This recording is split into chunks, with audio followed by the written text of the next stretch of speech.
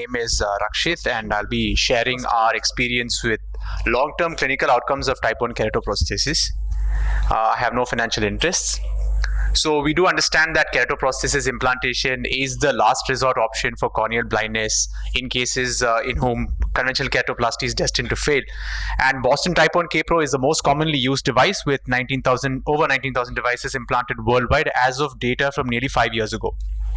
We also do understand that the cumulative risk of vision-threatening complications after K-Pro is rather high, and this can limit long-term success.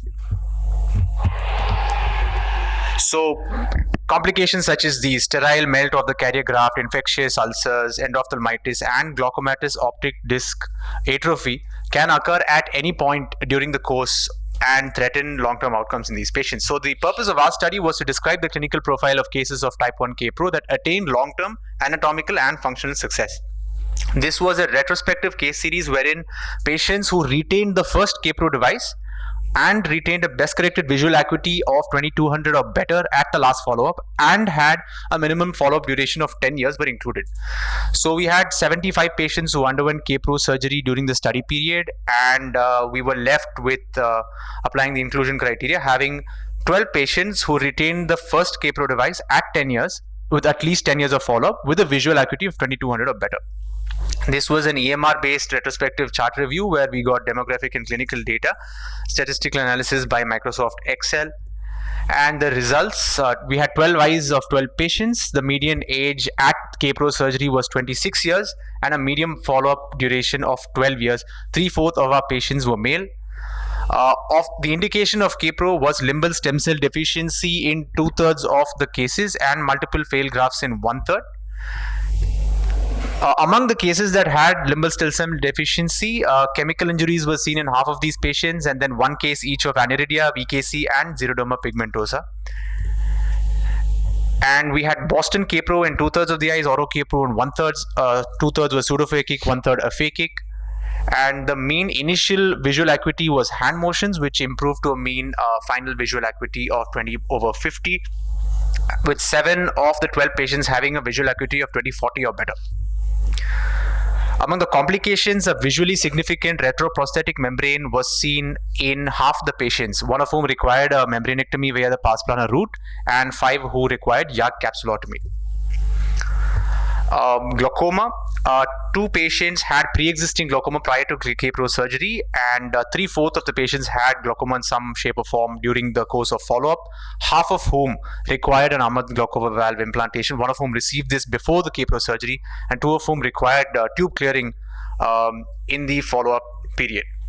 The other post-operative complications included a sterile melt of the carrier graft, the pericylinder area, in one case which could fortunately be managed by tissue adhesive application alone. One case who developed CME, who required intravitreal dexamethasone implant. There were no cases of microbial keratitis, endophthalmitis, sterile vitritis, and retinal detachment.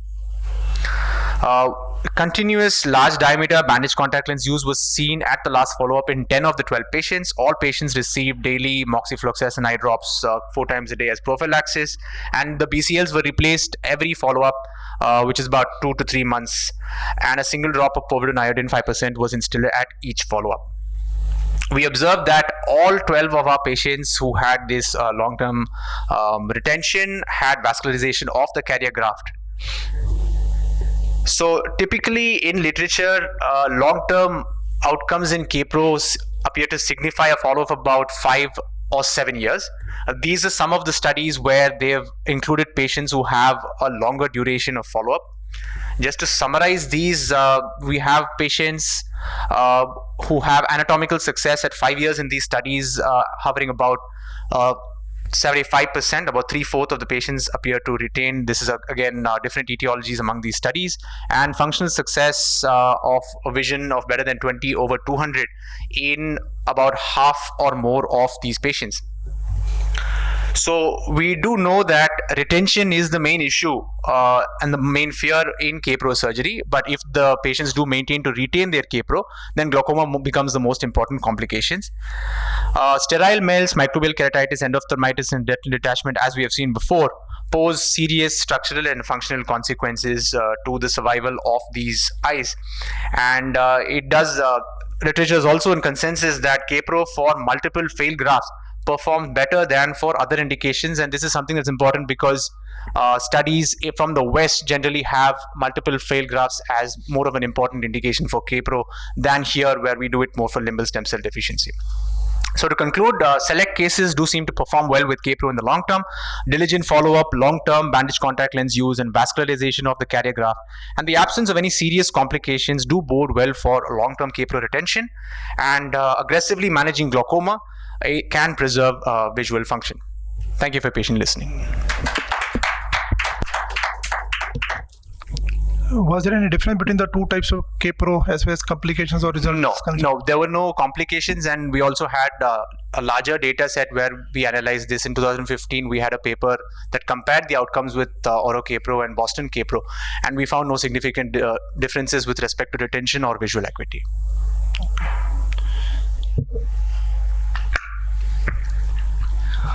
You said patients who had completed more than 12 years follow-up. Yeah. And that was a median follow-up. Visual acuity more than more than 2200. 660 was the cutoff visual acuity for them to be included. So that means that those patients who have completed 12 years and the visual acuity was less, they were not included. Yes, so we had 16 patients who completed 10 years of follow-up, of whom 4 had a visual acuity of less than 20/200, so they were excluded from this final group of patients.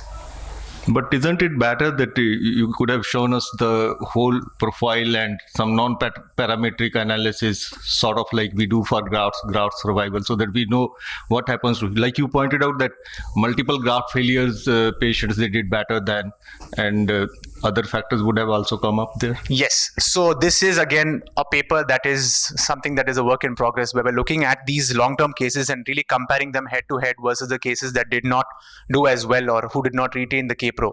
So the aim of this study was actually to just bring out the features, because this is something that has not been described in the literature yet. Follow-up of more than 10 years, exclusively having patients who have completed a 10-year follow-up or more. Because as I said, most of these studies, when they say long-term, they mean something like 5 years and at best 7 years. So this is something where we're looked at patients who have more than 10 years and we're looking only at them to give you a glimpse of what can happen with another question, like because once we are doing Kpro, we know that this is the last procedure we are doing, and some patients, they have vision also, and if it's lost because of adophthalmitis or RD, it can be a medical legal problem also. So was it a monitored follow-up that if the patient is missing the follow-up, you were reminding them? Oh yes, these patients are definitely reminded to come back for follow-up if they do not show up at their 3-month interval. Yes. So wonderful work with robust data, but I'll have 2 questions. One is, any enmethed glaucoma valve surgery done for your patients for glaucoma? Yes. So we had 50%. 6 of the 12 patients who survived long term, they got an AGV done. And microbial keratitis, how many patients? So we had 0 patients in this set, as all the serious complications were not seen in these patients who had long term success. And in your previous data, did you have any fungal keratitis? Because in your regimen, I saw that you missed the antifungal prophylaxis. Yes, we did have some patients with fungal keratitis among the larger data set. Bacterial was still more than fungal, but yes, we did note that there were patients with fungal. So you did not give any antifungal prophylaxis? No, even there is data and literature where they include amphotericin B as part of the prophylactic schedule, and they do show some benefit in terms of long-term outcomes and avoiding, but it still remains, because the practical issues with using something like that are still something that probably require further work. Okay. Yeah. Thank you. So the next speaker is Dr. Mamta Agarwal. She'll be presenting her paper on slit lamp versus Scooby-Doo, comparison of TBUT measurement for dry eye.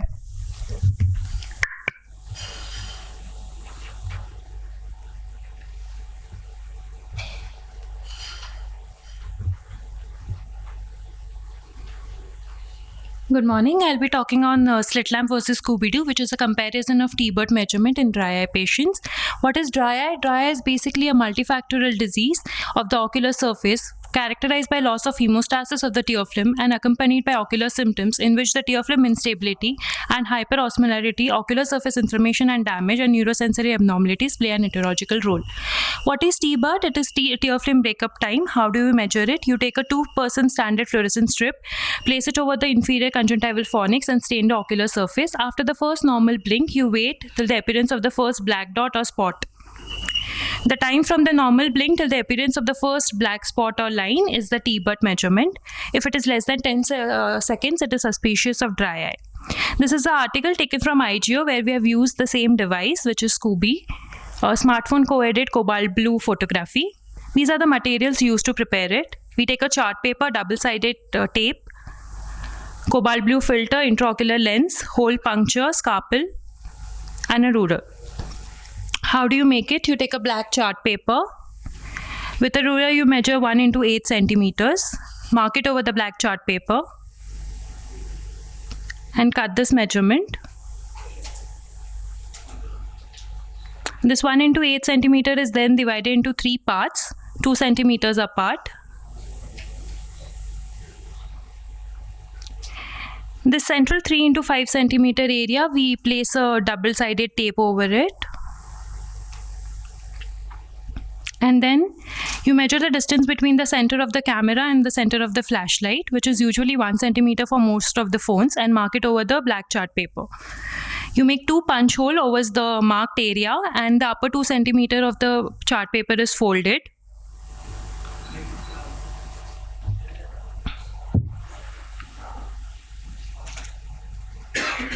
You again check it with your smartphone whether it is properly aligned or not. If it is aligned, you remove the double tape, and over the first punctal punch hole, you place the intraocular lens according to the magnification needed. You cover it with the chart paper above, and this is the acrylic blue filter which we are using. It is an acrylic paper 1 into 1 centimeter which is placed over the other punch hole. You align it with your phone, making sure that it aligns with the flashlight and the camera, and then secure it with a cello tape. This is the Scooby device which is ready, smartphone co-edit cobalt blue photography. Do it yourself. You can customize it according to your phone.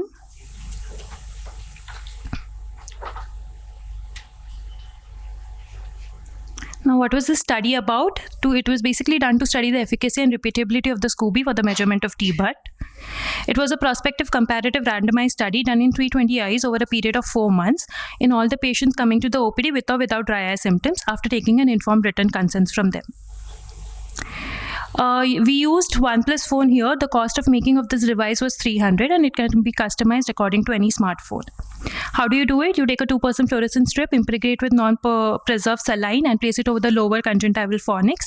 Ask the patient to blink, and from the blink till the appearance of the first black dot, we measure the T-BUT using Scooby as well as the slit lamp, and the results are compared.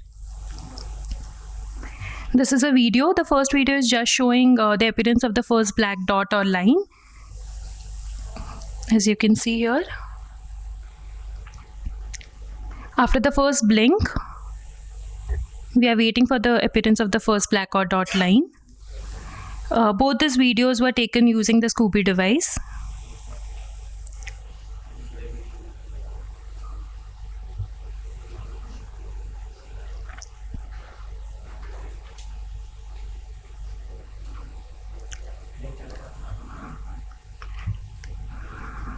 Now, the mean age of the patients were around 40 years, plus or minus 10 years. There were 52% females and 48% males. Laterality, 48.1 was seen in right eye and 51.9 left eye were measured. Both the results in slit lamp and Scooby were compared. The scatter plot was maintained and an ROC curve was seen. We saw a high positive correlation, that was R equals to 0.97 with a sensitivity of 0.97, specificity of 0.9 and accuracy of 0.92. We saw that it was not statistically significant, that is, they were comparable. Now, Scooby T-BUT results were comparable and reliable to the slit lamp with the cobalt blue filter. The image quality was comparable with of high quality. The advantages of documentation and storage of the image was available so that it can be used for future reference. The disadvantage was only depth perception, which was compromised, but with expertise we could overcome that. We also, if we reduce the magnification, it was easier to have a depth perception. Maybe with 10x the magnification was better. Scooby is basically an inexpensive, quick, convenient, portable, cost-effective device, and it can be customized with high specificity and sensitivity for dry eye screening and for other ocular surface disorders. It is first of the kind of the study which is done and can be used for the imaging of immobile bedridden patients and in low resource settings, maybe in camp patients. It is a good tool that can be used. These were the references. Thank you. If somebody has got slit lamp, then will it be useful? Sorry, sir. If somebody has got slit lamp with him, so So most of the slit lamps, it's difficult to have a video camera with it. So here we have a privilege that we can record it. In slit lamps, the attached video camera will cost around 1.52 lakhs. This is very cheaper compared to it. It's just costing $300. You can customize it according to your phone, and it can be used in camp settings as well, or bedridden patients where we don't have an access to slit lamp. so which lens you fixed with the mobile? Sorry, sir? Which intraocular lens you fixed? Any? So PMMA, Okay.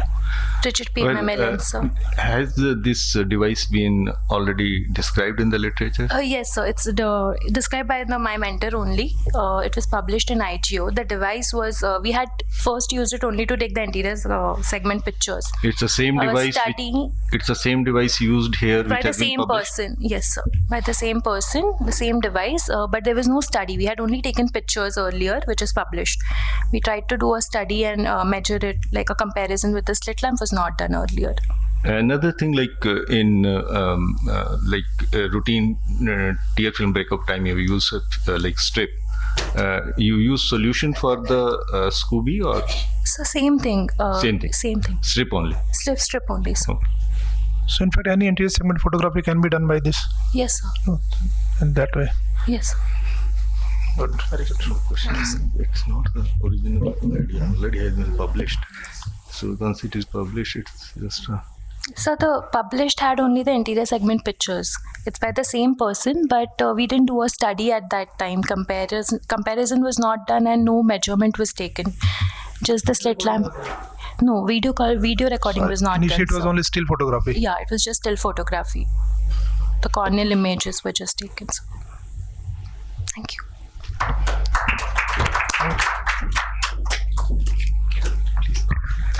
Next is Muskan Bansal. She's going to speak on clinical histopathological correlation in spectrum of autoimmune secretizing conjunctivitis. A very good morning to all of you. The purpose of this study is to illustrate the clinical and histopathological spectrum in autoimmune conjunctivitis at the Ocular Surface Clinic at our tertiary care institute. Autoimmune conjunctivitis, it is the inflammation and scarring of conjunctiva due to systemic immune-mediated conditions. The medical records of 90 patients who presented between August 2019 to July 2023 to the Ocular Surface Clinic with immune-related cause of their cicatrizing conjunctivitis was studied. The inclusion criteria was the patients having ocular surface findings such as conjunctival scarring, fornix shortening, dry eye, keratinization of the ocular surface. The exclusion criteria was chemical injury, any chronic ocular surface allergy, definitive history of Stevens-Johnson syndrome, cicatrizing conjunctivitis score more than equal to 5. So after applying this exclusion criteria, finally 39 patients were recruited and they were analyzed in terms of their demography, presenting visual acuity, clinical examination with histopathological diagnosis and management. Now, it is always very difficult to know the underlying cause of cicatrizing conjunctivitis based on clinical examination alone. So, there is a very important role of cicatrizing conjunctivitis score and mucosal biopsy. So, in this series of patients, the mean cicatrizing conjunctivitis score was less than 1 because all patients were non-SJS causes of cicatrizing conjunctivitis. Another important thing is the role of the tissue biopsy. Biopsy plays a very important role in all cases of cicatrizing conjunctivitis, especially when the score of cicatrizing conjunctivitis is less than 5. So the spectrum of histopathological diagnosis in this study is we found 3 groups of patients, one which were DIF positive with cicatrizing conjunctivitis. So the rate of DIF positivity was found in 18 out of 39 patients, that is 46%. And in young patients, the DIF positivity was 87.5% versus in old patients where it was 35.4%. So this shows that the rate of immunofluorescence positivity is more in young patients compared to old patients in classical ocular cicatricial pemphigoid patients. Another group of patients were the ones which were having cicatrizing conjunctivitis and on histopathology, but they were having negative immunofluorescence. So that constituted 38.4% patients. So this illustrates that a major proportion of patients, we don't come to a definitive diagnosis. So it always remains an enigma what is the definitive diagnosis in those patients. And the third group of patients were the one which had a specific diagnosis on histopathology. Like there was bullous pemphigoid in one patient, lichen planus in one, lichen sclerosus atrophicus in one, DICC in one, and primary Sjogren's in one and secondary Sjogren's in one. So histopathological proven diagnosis was possible in 53.84% of the patients in this series.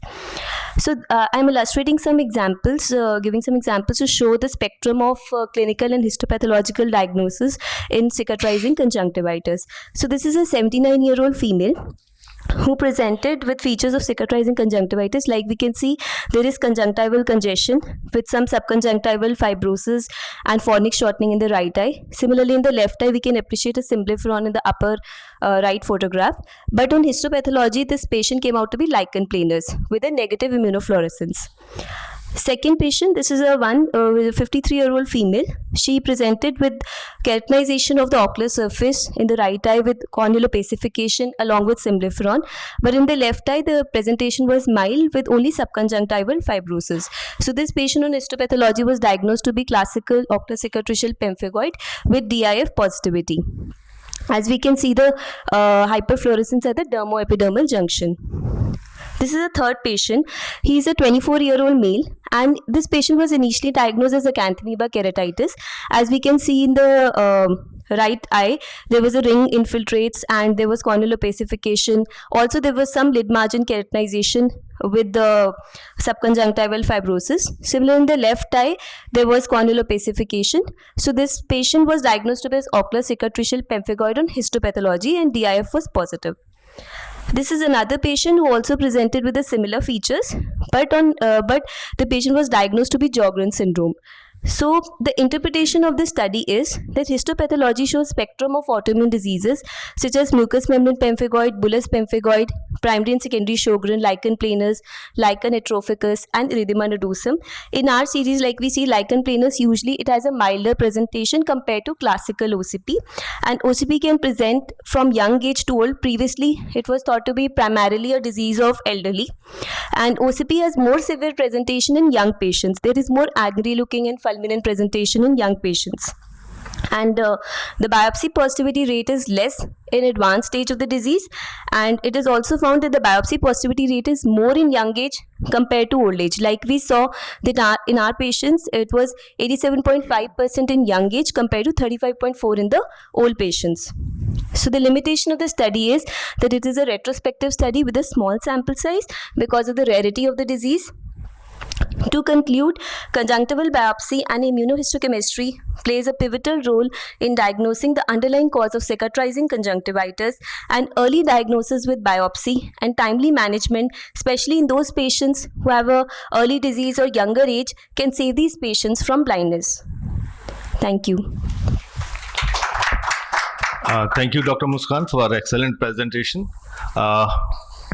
Was like the clinical diagnosis was only on the clinical appearance, or it was combined like clinical plus your scoring in these cases? So we did a clinical examination along with the scoring. So scoring was also part of the methodology.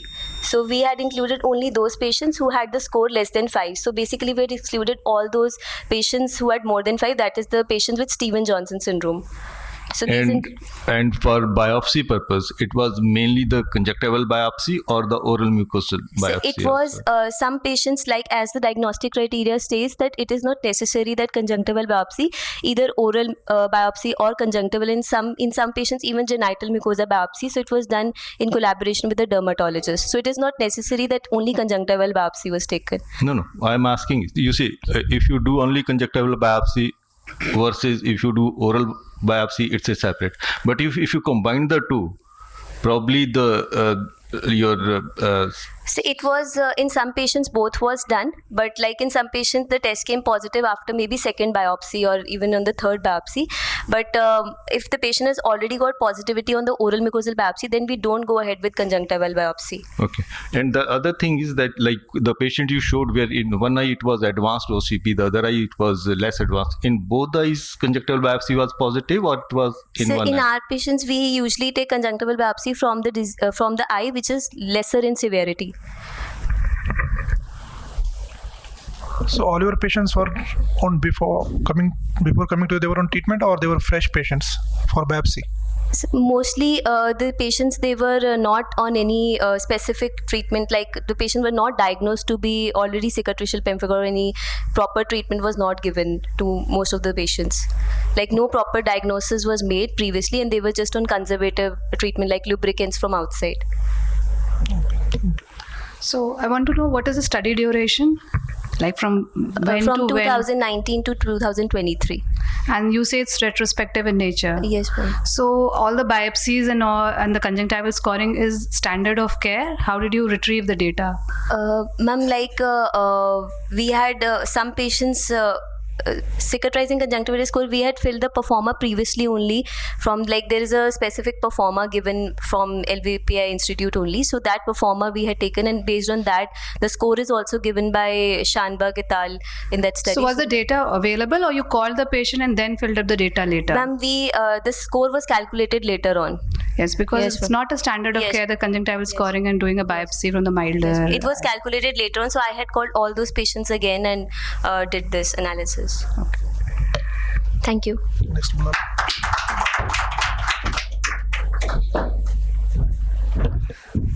So next presenter is Dr. Vineet, who will be presenting his paper on development of a 3D bioprinted corneal construct using a biomatrix hydrogel.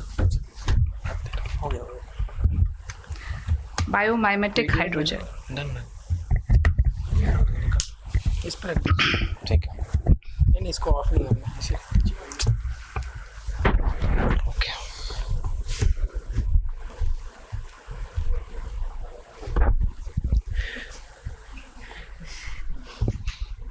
good morning judges. Thank you for this opportunity. Today I'm going to take you across a combined collaborative work that we have been pursuing with IIT Hyderabad and Center for Cellular and Molecular Biology in Hyderabad, and I'll be representing our team from LV Prasad Eye Institute. So what we have tried to do here is that we have tried to tackle the corneal blindness in slightly different way, understanding that the burden of it in the world currently, as per WHO stat, stands to around 4.2 million. But if you actually see closely, the burden in the African and Indian subcontinent is quite higher, where we actually see this load primarily due to corneal scarring set to post microbial keratitis and injuries. And to add to that, most of these transplants that we do, in 60% of affected eyes, carry a very fair to poor prognosis for keratoplasty needing multiple transplants, and these are high risk cases. And if you look at the eye bank data across the world, overall the utilization rates of the tissues is around 50 to 60%, which means around 40% of the tissues are still unutilized. And this increases the demand of the corneas all over the world. So we tried to tackle this in a different way, just as many groups in the world are currently trying to do, that how can we make a biomimetic tissue which is optically clear, mechanically strong, has a curvature and rigid in shape, and also in long term integrates well into the host tissue, maintaining all the previous characteristics. So typically various groups across the world in UK, in China, and also in some of the groups in US have tried to do this by using natural materials obtained from animals or plants, or even composite materials like synthetic materials, and combine the two to make transparent constructs. But there are problems that in long term the integration doesn't hold well, and the tissue kind of gets explanted due to formation of extra epithelial capsules. So what we took an approach was to use DECM, which is decellularized extracellular matrix. Now this is something that we tried to use collagen obtained from either human or animal sources, and this extracellular matrix is then kind of we changed its properties to make it into a gel-like hydrogel structure which is stable at 37 degrees Celsius, and then convert and optimize its parameters so that it can be bioprinted to a 3D bioprinter to a customized shape. We defined an animal model whose properties of corneal scarring are equivalent to human scarring, status post microbial keratitis and chemical or mechanical injuries. And then we tried implanting this and study the results of this hydrogel and the cornea, which is bioprinted. The next step is obviously to check for the human trial. So we obtained the collagen and extracellular matrix from two sources, bovine and human corneas, and we successfully developed a hydrogel with a fairly simple process of sodium chloride decellularization. And we obtained fairly good success in maintaining this. Next, we defined our own animal model of scarring in rabbits with the same imaging tools that we use clinically in patients, including ASOCT, densitometry, topography, and also defined some image processing characteristics. Typically, you will see that we used in the animal trial, if you see the central two rows are actually where the hydrogel by bovine and human source has been used, and the top and the lower row are the controls. So you can see that it develops scar at day 90, but in the middle two rows the cornea remained clear in the rabbits. So this hypothesis did prove well that this hydrogel is biomimetic, is also preventing corneal scarring, and is also able to maintain transparency, regain the shape, and to a fair amount curvature also. So now we tried bioprinting it into certain constructs. Bioprinting is nothing but using a tool by which you are aggregating layer by layer deposition of a material which is seeded with cells. Here we have not seeded with cells because we want the host cells to migrate into this scaffold as soon as we transplant it. And this is one of the bioprinted constructs. So here what we do is we make these custom CAD models which are actually taken from the design from our own topography of the corneas, and these molds are used to 3D bioprint corneas in whatever fashion you want it to, as per the need of the surgeon, as per the size recommended. So this customization is given by a 3D bioprinting tool which can be then used for animal experimentation. So this is one small video. I'll just play it across where we transplanted these into rabbits. So we made a partial thickness lamellar incision of around 6 millimeters in diameter up to a depth of 250 microns, and in that space we put this 3D bioprinted construct, and then we fixed it with fibrin glue and covered it with a customized bandage contact lens, and then observed the changes that happened in the rabbits over the period of 90 days. So same animal model, so we are maintaining the standardized protocols here and observing the results as we can see. So we did see good improvement in also the epithelial defect. It resolves well, and slowly over a period of 90 days the transparency also improves. So we found that this decellularized extracellular matrix hydrogel has many advantages over existing materials.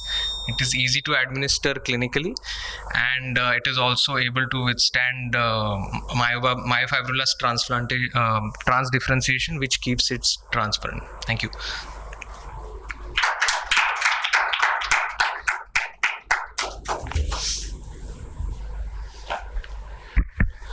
Congratulations, excellent work. I just want to know how much, after how much duration of the implantation into the rabbit, we took the photographs. For how much duration it remained clear? So what we noticed is that typically by day 7, 14 epithelial defect starts to resolve. So after the epithelial defect is resolved, transparency starts gaining very fast. So there is definitely some connection between the epithelial defect resolution. So the overall whiteness opacity starts improving beyond 14 days, and then it clears till 90 days. So you will have some haze by day 28, day 30, but overall then it kind of starts remodeling faster. So even in our histology slides, we saw after sacrificing the animals that the keratocytes from the host side had actually migrated into the hydrogel. That was the next question, that how much time it takes for the stromal keratocytes to grow into that. What is the cost of this tissue? As of now, this is like one of the most affordable because this is prepared from discarded human corneas of the eye bank. So Yes, but then the technique and the instrumentation would cost. So it will add to the cost. So is it commercially available? not yet. Maybe in. So what do you another think 3 will to be the 5 years. cost? Because the hydrogels that are available are very expensive for use in developing countries. So our aim to go on these lines is to make it low cost, mainly for all the patients. So we'll come up with obviously one of the most low cost solution. So I cannot disclose the entirety of it as of now, but maybe in 2 to 3 years for sure. Okay, and how long did the project last? So we have been working on this for the past 2-3 years since we started during 2020, but during the lockdown we couldn't do much. So after 2021, the animal trials kind of picked up. So next will be phase 3. It has to go to humans first. Yes. So right now we are standardizing. So we have our own GLP lab. So we are standardizing some protocols as per DCGI so that we can manufacture this for human use. So we are now in that phase between transitioning between animal and human.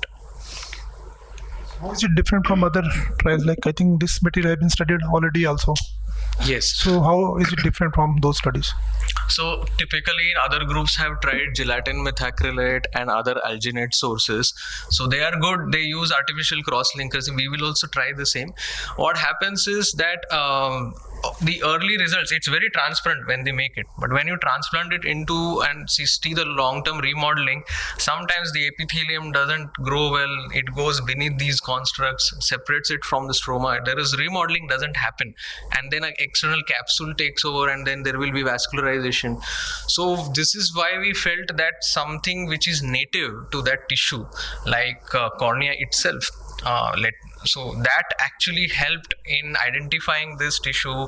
It's called as mechanotransduction. So we put a native tissue which has extracellular matrix which the body knows it's its own, and it kind of signals the cells to behave normally. So this was finding for us also that it is actually working. So it might work in that way, which also helps us to understand that if we source it from other human tissues also and extract collagen or extracellular matrix from it, it might work.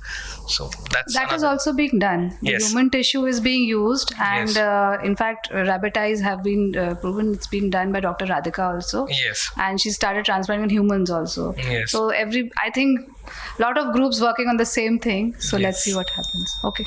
Thank you.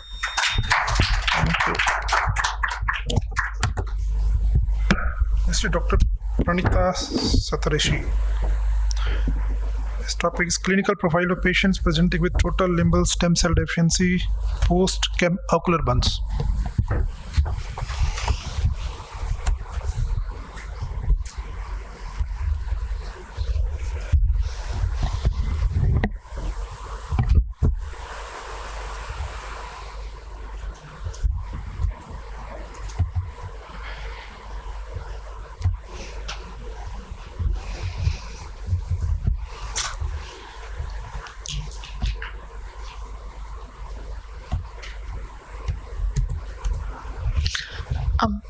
Good morning. I'll be talking about the clinical profile of patients presenting with total LSCD post-ocular burns. So chemical injuries are the second most common ophthalmic emergency.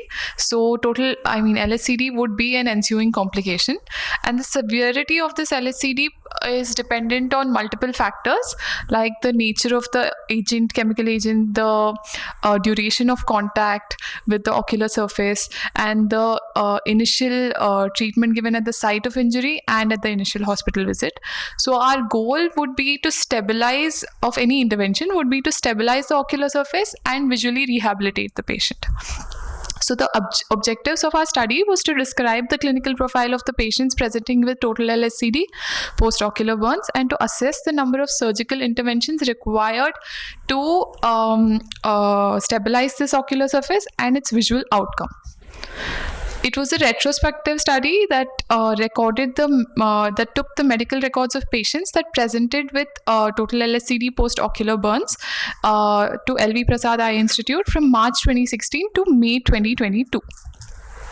So patients with total LSCD that presented more than or equal to 1 month after the occurrence of injury were included, and those with partial LSCD and total LSCD of any other causes were excluded. So the data was collected under these following headings and would be presented as such. These are some of the surgical interventions that were done. This is a case of total LSCD that underwent SLET, and that is post-op 6 months. And the one below is that a bilateral total LSCD and that underwent K-Pro post-op 6 months. So coming to the results. 251 eyes of 221 patients were collected, out of which 76% were male and having a median age group of 23. 30 patients had bilateral involvement, which is approximately 14%, and the etiological agent found was 70% was alkali, and acid was the second most common, but as you can see, it's significantly lower than alkali. So more than 50% of the patients presented at stage 3 of LSCD, which is where the entire corneal surface is involved.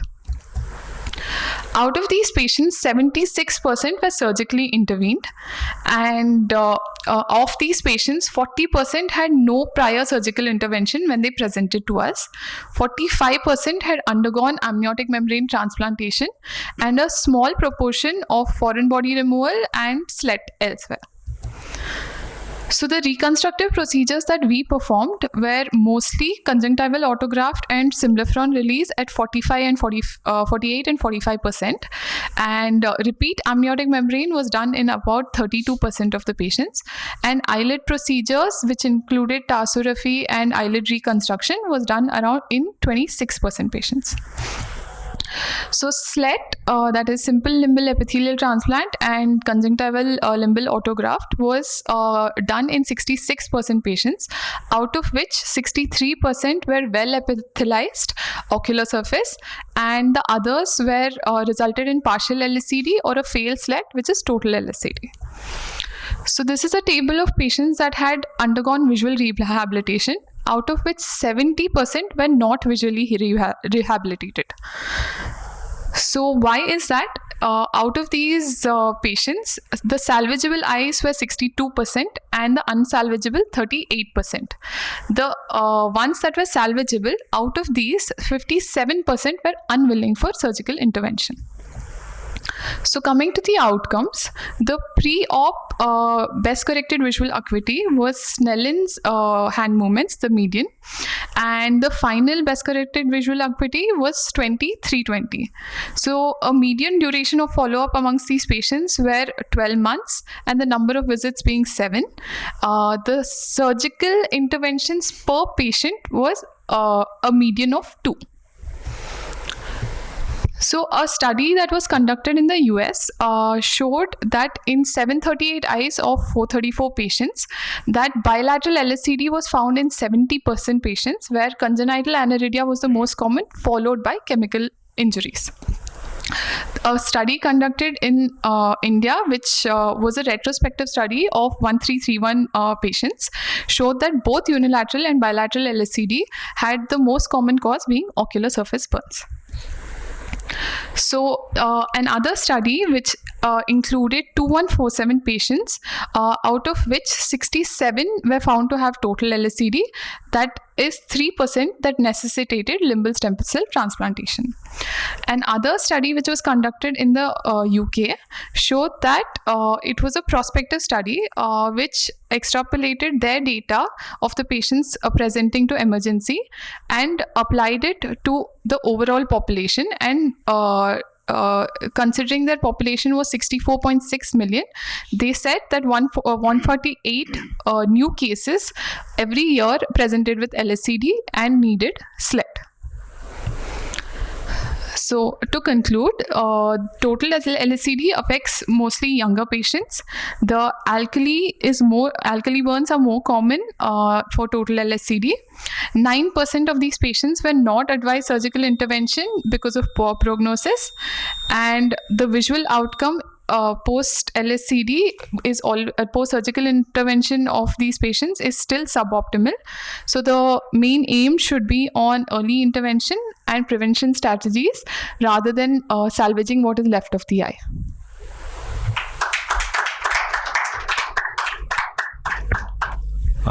Congratulations for excellent presentation. Was there any difference in the outcome of those patients who had earlier undergone AMT versus no AMT, no surgical procedure done prior to presentation? Yeah, so when they had an earlier AMT, it definitely helped in the second presentation, because even if they necessitated SLET, it was easier for panis dissection, and then SLET, and their ocular surface was more stable when they had presented to us. And how did you select it that this patient will do SLET and this patient will do conjunctival limbal autograft? Yeah, so basically for conjunctival limbal autograft, we'd see that the status of the other eye, and in case that is not very good, and we needed if the status of the other eye had again a partial LSCD, then CLAU was preferred. I'd like to take that up. Sorry. I'm a senior author on the study.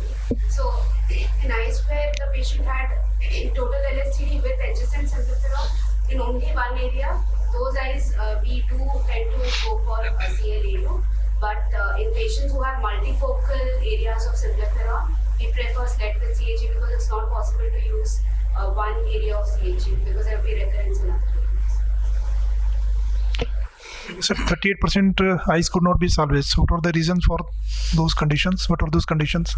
Yeah, so as I had said, some of the patients were some of the patients where those were complete LSCD was there bilaterally, and the poor prognosis was either because they had glaucomatous changes, or they were completely dry eyes, or anything that we could not operate on. What was the commonest chemical in your study?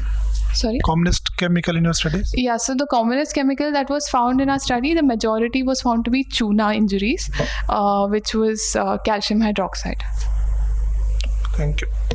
Did you have any patients of lid burns? Like, you never showed there were any lid constructive procedures because they're chemical injuries. Yeah, I did mention in the procedures done, surgical intervention, that eyelid reconstruction procedures formed 27% of the patients. So there were burns, and they had symblepharon with ankyloblepharon and entropion, ectropion, which they did undergo correction for that. Next. Okay. Thank you. Next speaker is Dr. Simi. She'll be talking on a paper on impact of symblepharon management on scleral lens fitting in eyes with chronic cicatrizing conjunctivitis and keratopathy. Good morning, everyone. I'm Dr. Simi, and I will be presenting on the impact of symblepharon management and its role in the optimal fitting of scleral lens in cicatrizing conjunctivitis.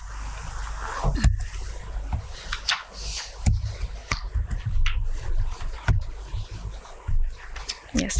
So a symblepharon is an adhesion between the palpebral and the bulbar conjunctiva or cornea, and it is commonly seen in patients with cicatrizing conjunctivitis, secondary to etiologies such as Stevens-Johnson syndrome or ocular MMP or chemical burns. It can either involve a small segment or can obliterate an entire fornix.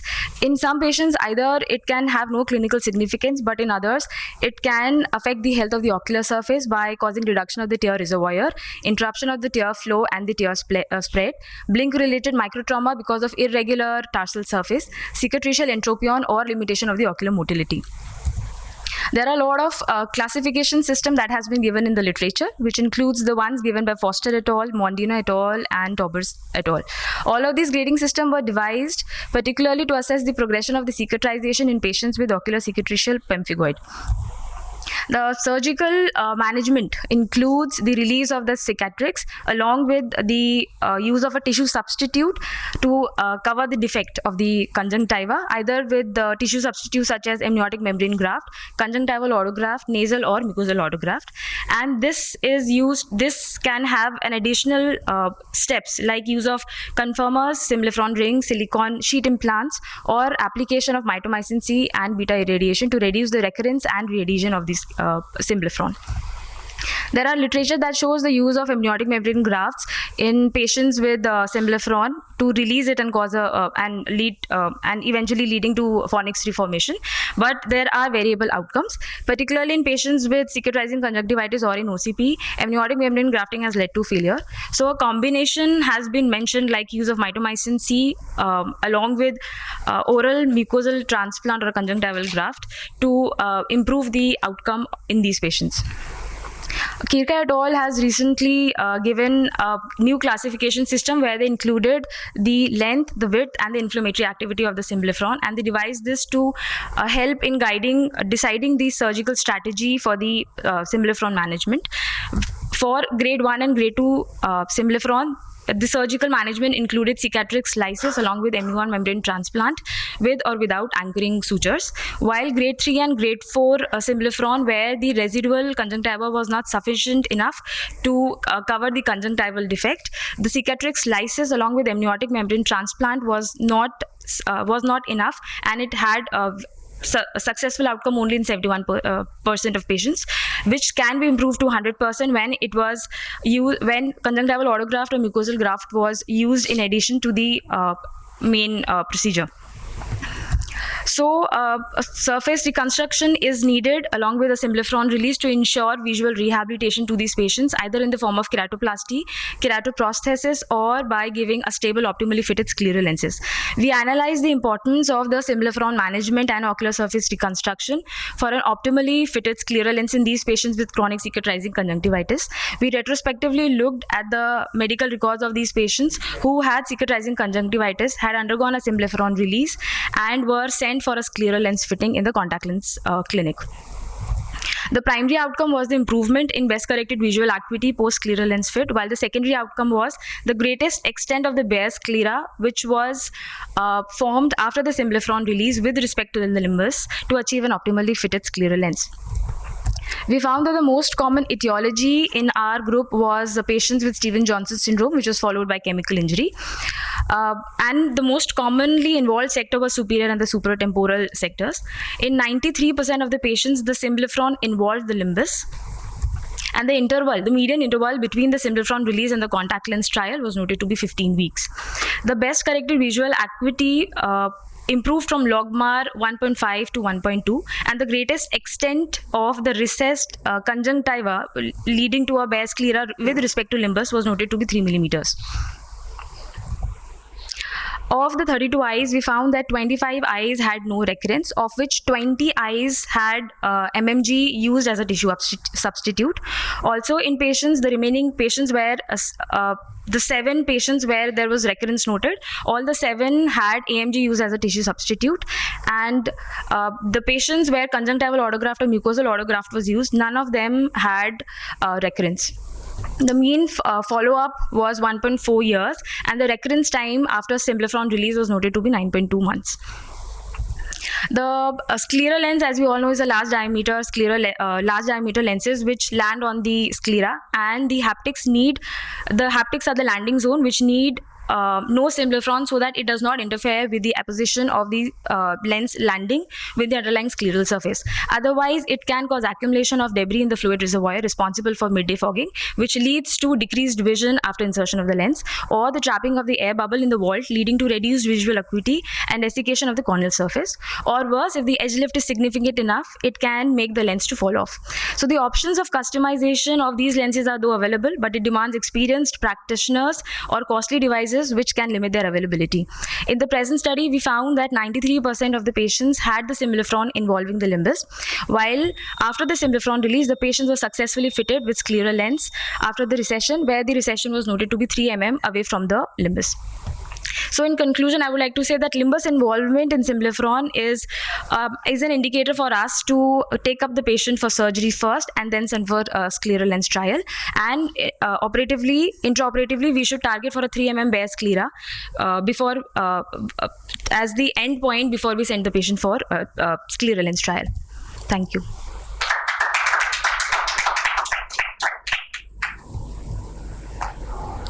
So in your study, you use clear lens. Did you use any pros lenses? Yes, so we used both Boston Sight and Pros lenses. So you've not described any of the vaults, the edge lifts, I presume the topic is scleral contact lenses. So the median vault, so the median diameter that we used was 16 millimeters, and the vault was as per the optimal fitted criteria as per the Kumar et al., where it was the optimal central clearance. Central corneal clearance was noted to be 200 to 400, and limbal clearance was kept 50 to 100 micron. And again, the optimally fitted lens where there should not be any edge lift, edge impingement, or mid haptic compression. So did you have an ideal fit in the first fitting itself in all the patients? So there were a lot of patients who there were 5 patients in the study who were using scleral lenses before they developed the symblepharon. So they had optimally fitted scleral lens before they were taken up for symblepharon release. The remaining patients were the one who were sent to scleral lens trial, but they were not fitted because of the presence of symblepharon. So after the release, they were fitted with optimally fitted scleral lens. Well, we recessed the conjunctiva 3 millimeter from the limbus to make the scleral lens. Yes. So were there any patient in whom the conjunctiva has regrown and you still were able to fit the scleral contact lens in these patients? So we had 7 patients where the recurrence was noted, of which 2 were advised surgery, but because they did not opt for the repeat surgery and they discontinued the lens. The remaining 5 of these 3 were lost to follow up, and the 2 we operated, but they are still to come so that we can plan for refitting. And were there some bilateral patients? Yes, they were. The patients with Stevens-Johnson syndrome, they did not have bilateral symblepharon. The eye where there was symblepharon, that was taken in the study. Oh, no, what I mean is that they had they were blind for both eyes. Were there some patients like that, and were they able to fit the scleral contact lens? Because major problem occurs if it is a one-eyed patient and having the problem, then they are not able to fit the lens themselves. Yes, so we had patients with bilateral cicatrizing conjunctivitis as well in our study. And did we made some arrangement that some family member use the contact lens for them or something? Yes. Was it possible? Yes, so in these patients, yes, it is very challenging to train them for insertion and removal. So initially, a normal time period for training these patients is 3 to 5 days. But these patients with cicatrizing conjunctivitis with bilateral blindness can take longer. In those cases, we actually train the attendants or the caretakers to insert and remove the lens and take care of it. But once the patient get used to, we have seen in the clinic that these patients actually start inserting and removing and handling these lenses themselves. And were there any dropouts? Not included in the study. Okay. The lens are provided free of cost to the poor patient, or because it's very costly?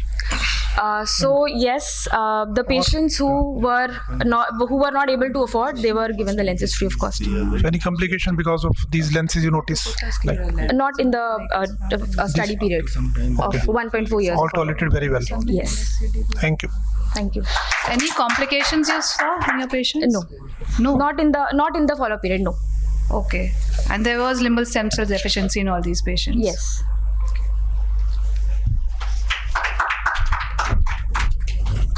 Next is Dr. Manvi Agrawal. Visual outcome and post-operative complications of cataract surgery in patients with ocular surface disorders.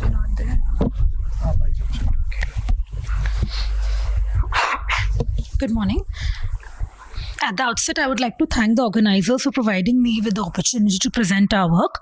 I'll be discussing the visual outcomes and post-operative complications of cataract surgery in patients with ocular surface disorders.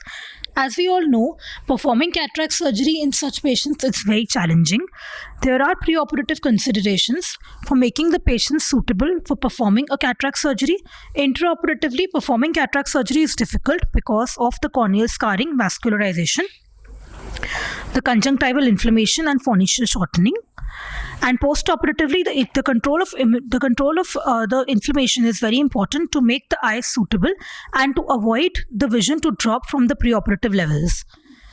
Our purpose was to determine the visual outcomes and post-operative complications of cataract surgery in such patients. It was conducted at Tertiary Care Center in North India. It was a retrospective observational study conducted from 1st January 2015 to 31st December 2020. Patients with various ocular surface disorders with stabilized ocular surfaces who underwent cataract surgery during the study period and had a minimum follow-up period of 6 weeks were included. The various disorders included were Stevens-Johnson syndrome, ocular cicatricial pemphigoid, dry eye disease, limbal stem cell deficiency secondary to chemical burns, and vernal keratoconjunctivitis. Patients with incomplete records and pediatric patients without recordable vision were excluded. The outcome measures for postoperative visual acuity, best corrected visual acuity at 6 weeks, best ever BCVA, and postoperative complications. A preoperative keratometry was attempted in all cases, and a standard keratometry value of 44 diopters was used, where corneal conditions precluded the acquisition of a reliable keratometric value. Scleral or clear corneal tunnel phacoemulsification was done in patients with preserved corneal clarity, the location of incision depending upon the location of the corneal scarring. SICS was done in patients with peripheral corneal thinning and dense corneal scarring. ECC was done in advanced central and superior corneal scarring. We recommend a peribulbar block for all the patients to make the intraoperative procedure comfortable. Paraxial light and hypromellulose can be used in irregular corneas. We recommend application of viscoelastic over the cornea to aid in visualization.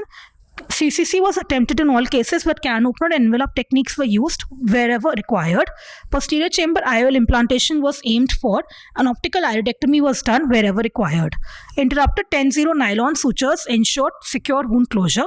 Post-operatively, the patients are followed up on day 1, 7:30, 42, 90, and a 3 months interval.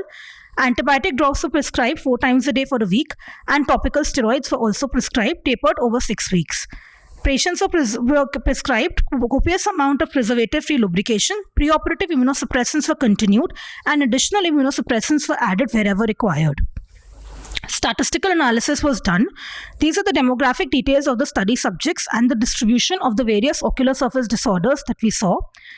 Most of our patients were of cataract grade 3, and phacoemulsification with PCIOL implantation was done in 26 of our patients. ECC with PCIOL was done in 22 patients. Additionally, AMG was applied in 15 of our patients, 15 of the eyes, sorry. Now I'll be describing the results. Now, when it comes to the best corrected visual acuity, the median of the preoperative vision was 2. The median best corrected visual acuity ever achieved was 0.5, and the best corrected visual acuity at 6 weeks was 0.6 in our study. There was a significant association that was found between the type of ocular surface disorder and the best corrected visual acuity ever achieved, where the best corrected visual acuity was better in patients with SJS and dry eye and lesser in patients with OCP, as was expected. When it comes to the complications in the study subjects, 9% patients had intraoperative complications. Post-operative ocular surface complications were noted in 21.82% patients, and post-operative other complications were noted in 16% patients in our study. There was no significant association between the complications and the type of ocular surface disorder.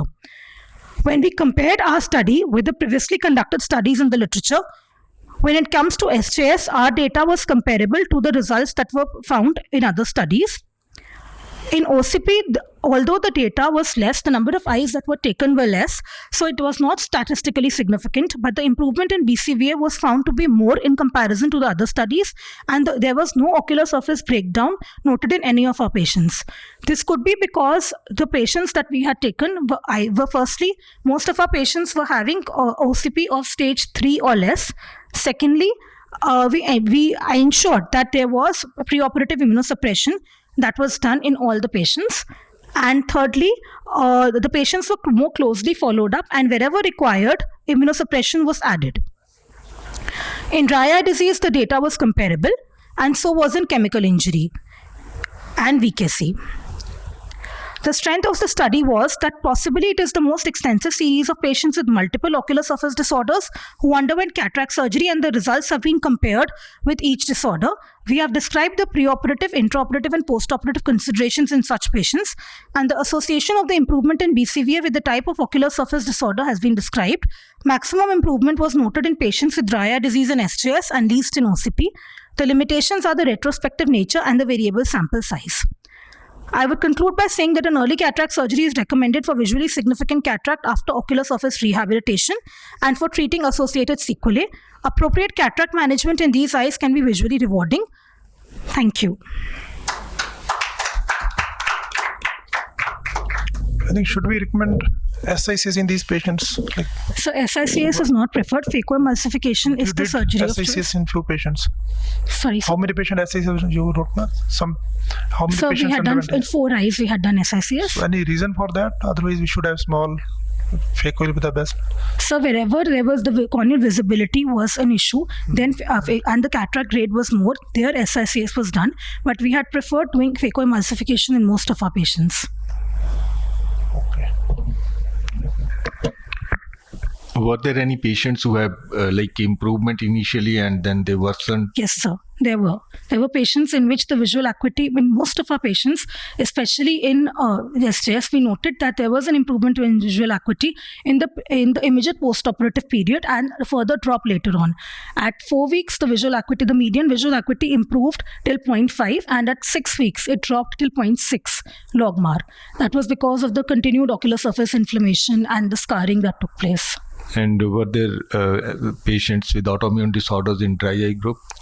Yes, sir, there were patients, and after rheumatologist opinion, we had got clearance for surgery, and they were already on immunosuppressants wherever required, and those were continued in the post-operative period. And did we increase the immune suppression before surgery, or? So, if the immunosuppression, yes, it was increased in the preoperative period before surgery, if the rheumatologist advised to do so, and if the ocular condition was such, we had increased. And any problems in this group, those who had autoimmune disorders and dry eye after surgery? So again, the vision had dropped after some time. After the cataract surgery, the vision dropped at the 6 weeks follow-up than it was at the 4 weeks follow-up, and also there were ocular surface. There was breakdown in the ocular surface noted in 2 patients. But not significant corneal melt or something? No, sir, we did not have corneal melt in that group. So the best corrected acuity you're talking is the spectacle acuity. Yes, ma'am. Okay. Did you And try contact lens. lenses Yes, also? ma'am. And contact lens. For 12 patients, it was tried. Thank you. Thank you. Next to Dr. Swapna Shanbag. She's going to speak on evaluation of epidemiological aspects of ocular chemical burns due to Chuna Lyme injuries in the pediatric population, a questionnaire-based study. Thank you. So, Chuna injuries are something which is very specific to the Indian subcontinent.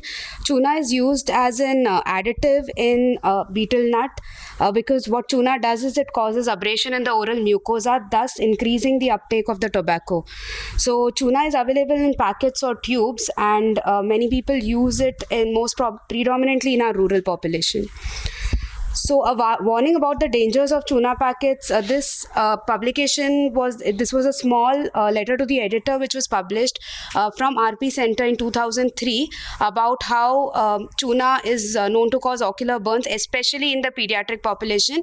And this is probably when they started noticing this. However, this problem has not, it's 20 years since this, and this problem has not abated at all. So we looked at all the patients from LVP who have presented with Chuna injuries. This is not specific to the pediatric population, but we have looked at overall numbers, and the numbers are still very high. Only in the COVID year we saw a drop, and the numbers have still been high since then. And we see an average of 50 to 60 patients of Chuna injuries every year. As we all know, these patients are very, very difficult to manage. These eyes are very difficult to manage. As you can see, this is a grade 6 Chuna burn. We did debridement, we did AMG. We tried to do SLED, patient developed cicatricial entropy on, that was managed. Needed multiple surface reconstructions with conjunctival autograft mucous membrane grafts to handle the symblepharon, and finally underwent a PK. But for a patient of 5 years, even this is not something that we would like, because we know that if we do a PK in these kind of eyes, the survival rate is very low. So this patient actually required 12 surgical interventions under general anesthesia. This was a 5-year-old. So we wanted to know the epidemiological aspects of ocular chemical burns due to tuna, just to understand what can be done to prevent this in the future. This was a descriptive questionnaire-based study recorded by the same individual. Patients presented to a single cornea specialist, and we took all children who were 18 years or younger, who presented to us between August and December 2022 at LV Prasad, Hyderabad. The questionnaire included descriptive questions, mostly about the nature of the injury, whether this was accidental or an assault. Where did the injury occur? What setting did it occur in? Was the tuna in a packet or a tube? Was the packet or the tube labeled? And were the parents aware that this agent could cause ocular damage? From our charts, we got data regarding visual acuity, and statistical analysis mostly included descriptive statistics. So we had parents of 35 children in those 5 months who answered the questionnaire. The median age was 7 years. And we had 20 children, 20 boys and 15 girls in the study. And 94% thankfully had unilateral injuries and not bilateral injuries. And all were accidental injuries, and all were of a very severe grade, and thus required surgical intervention for the tuna debridement and future ocular surface reconstructions. And we looked at where they came from, because we are a referral center and we get referrals from all over the country. So only 3 patients were local from Telangana, whereas 21 were from Maharashtra, 3 were from Karnataka, 2 patients were from Rajasthan, 3 from Uttar Pradesh, 2 from Bihar, and 1 from Madhya Pradesh. All the patients were from a rural or a semi-rural setting. All the injuries occurred at home or close to home with no parental supervision.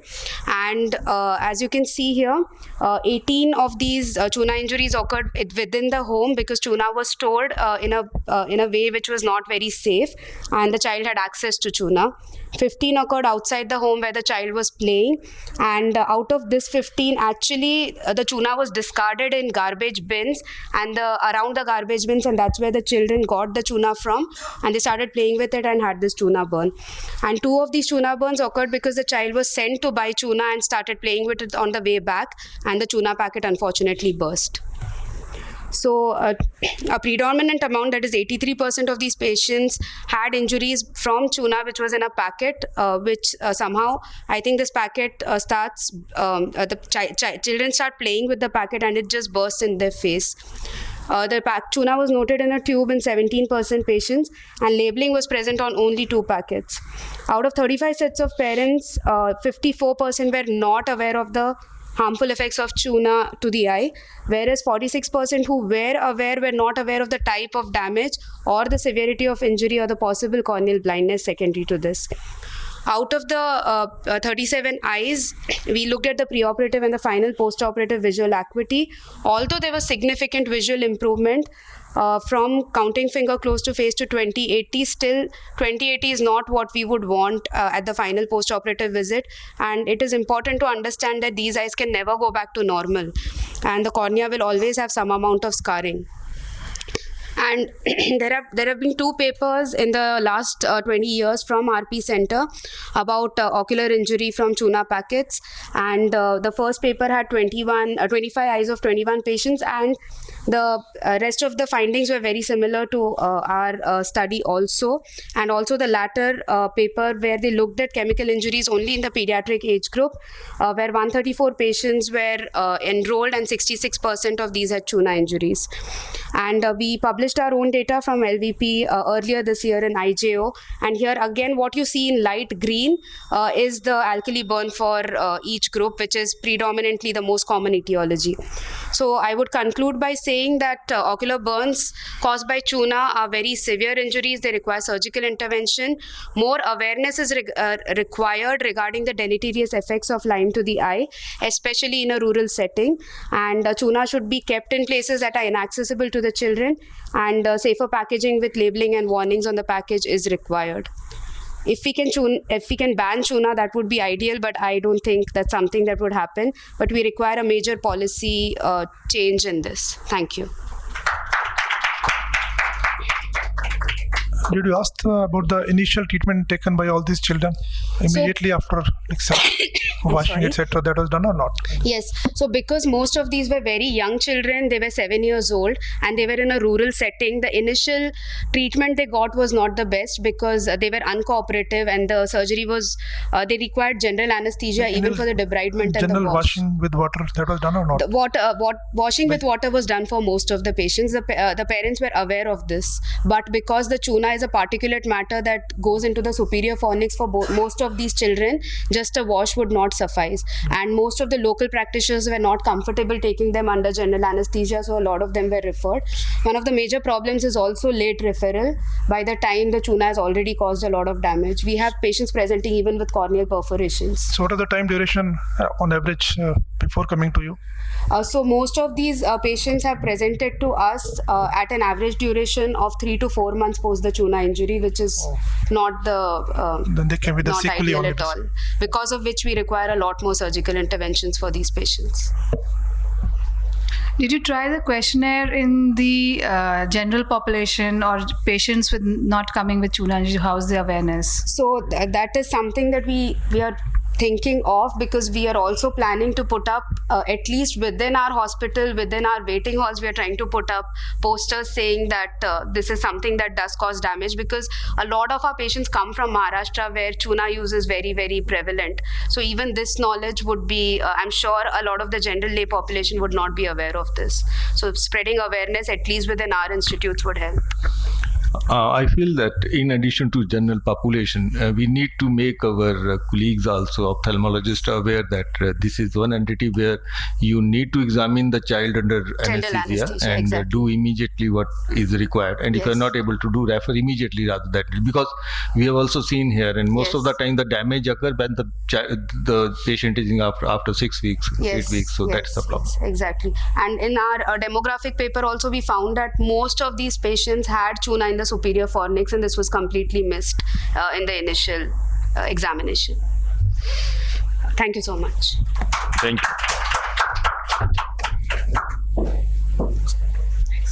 you. Durga.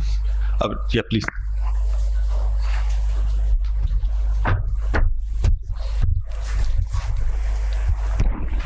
Good morning, one and all. Just one second.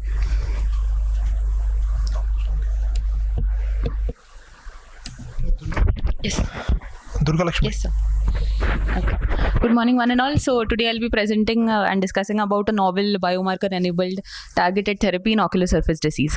So the ocular surface comprises of cornea, conjunctiva, meibomian, and the lacrimal glands, and is well moderated by the immune cells, hormones, as well as the neural network.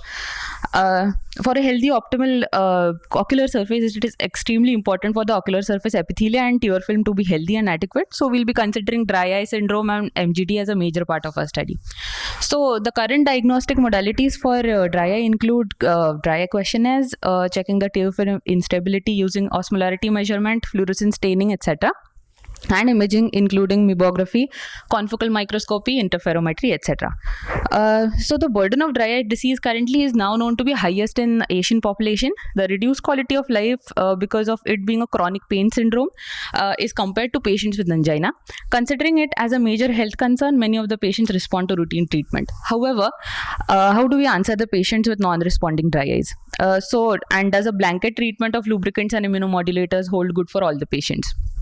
So when we search through some recent literature, it has been noted that the normal armamentarium of treatment may not hold good for all the patients, and the way forward is the growing need for a validated approach to specific biomarkers in dry eye, where the groundwork has already been established. So can we identify and treat specific biomarkers implicated in ocular surface disease using a simple customized biomarker kit? So just to run through the biomarkers that have been studied for the past many years by various researchers suggest that MMP9 is the most common factor, along with IL-6, ICAM, TNF-alpha, as well as interleukin 1B and 17A, which have also been associated with ocular surface inflammation. VEGF and IL-10 is a protective biomarker which causes suppression of the anti-inflammatory response. So methodology for our study included a sample size of 3,500 eyes with dry eye disease with a Sherman's test of less than 10, TBUT of less than 5, higher OSDI score, and patients were not included systemic autoimmune conditions and prior history of corneal surgery. So we collect the tear samples using the Sherman strip and then subject it to the biomarker kit, wherein we analyze the 8 biomarkers as described before, and then the reporting is done. Okay, so the treatment is based on specific targeted therapy based on the inflammatory biomarker profile, and patients are followed up till 6 months of the treatment after commencement of the treatment. So the protocol is basically after collecting the tear fluid by Sherman strips, they are stored in the biorepository at -80 degrees Celsius, then subjected to 300 microliters of 0.1% PBS solution, and then loaded in the customized biomarker cartridge, and then it is placed in a fluorescence reader, and the report is generated after with 90 minutes period. So to summarize the results, around 60% of our patients had a raised MMP9 level, with 20% with a one-fold increase, 30% with a two-fold increase, and 50% with more than three times increase in MMP. The other biomarkers that were seen to be raised have been mentioned in the graph here. So the protocol that was followed, with only a minimal rise in MMP9, normal lubricant would suffice, while as even more increase in MMP9, a trehalose-based lubricant was used along with an immunomodulator and SOS vector pulsation therapy or intense pulse light therapy.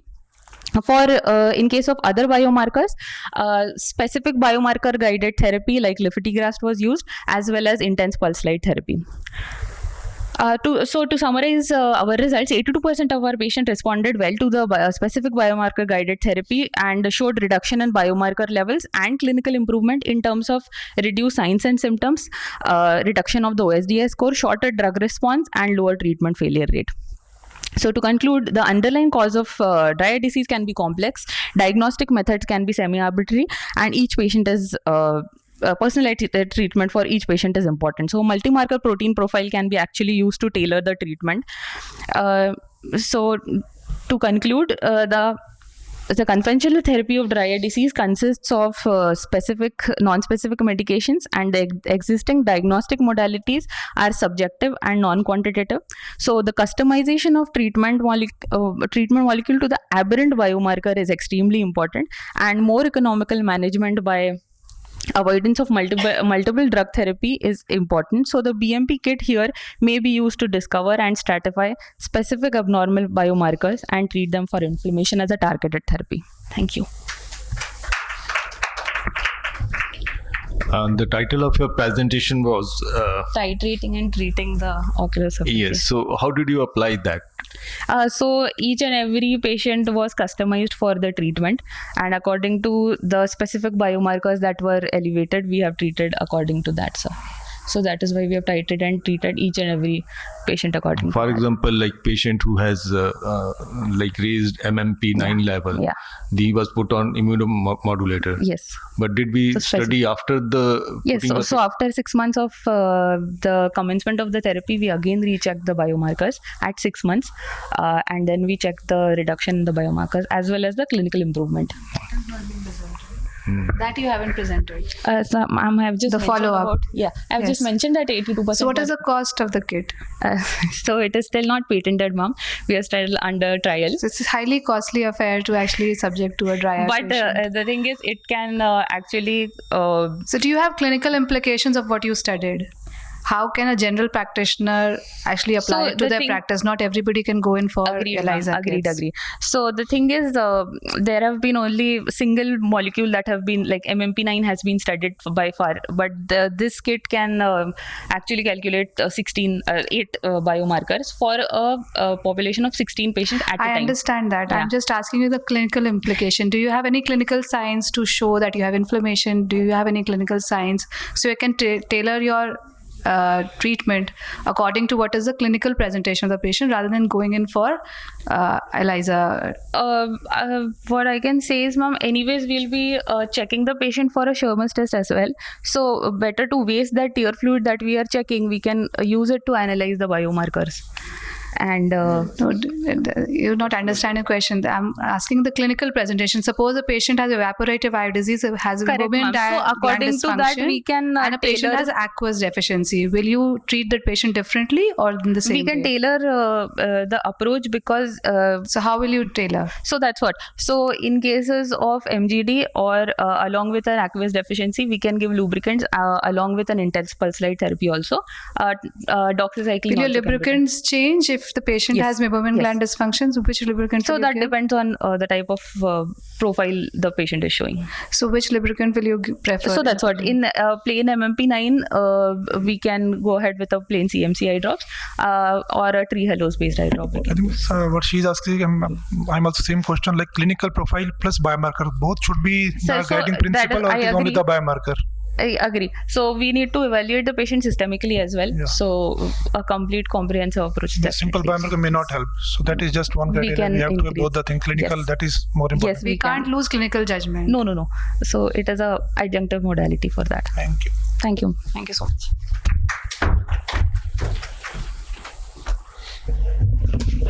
Mr. Dr. Madhwanti Mohan.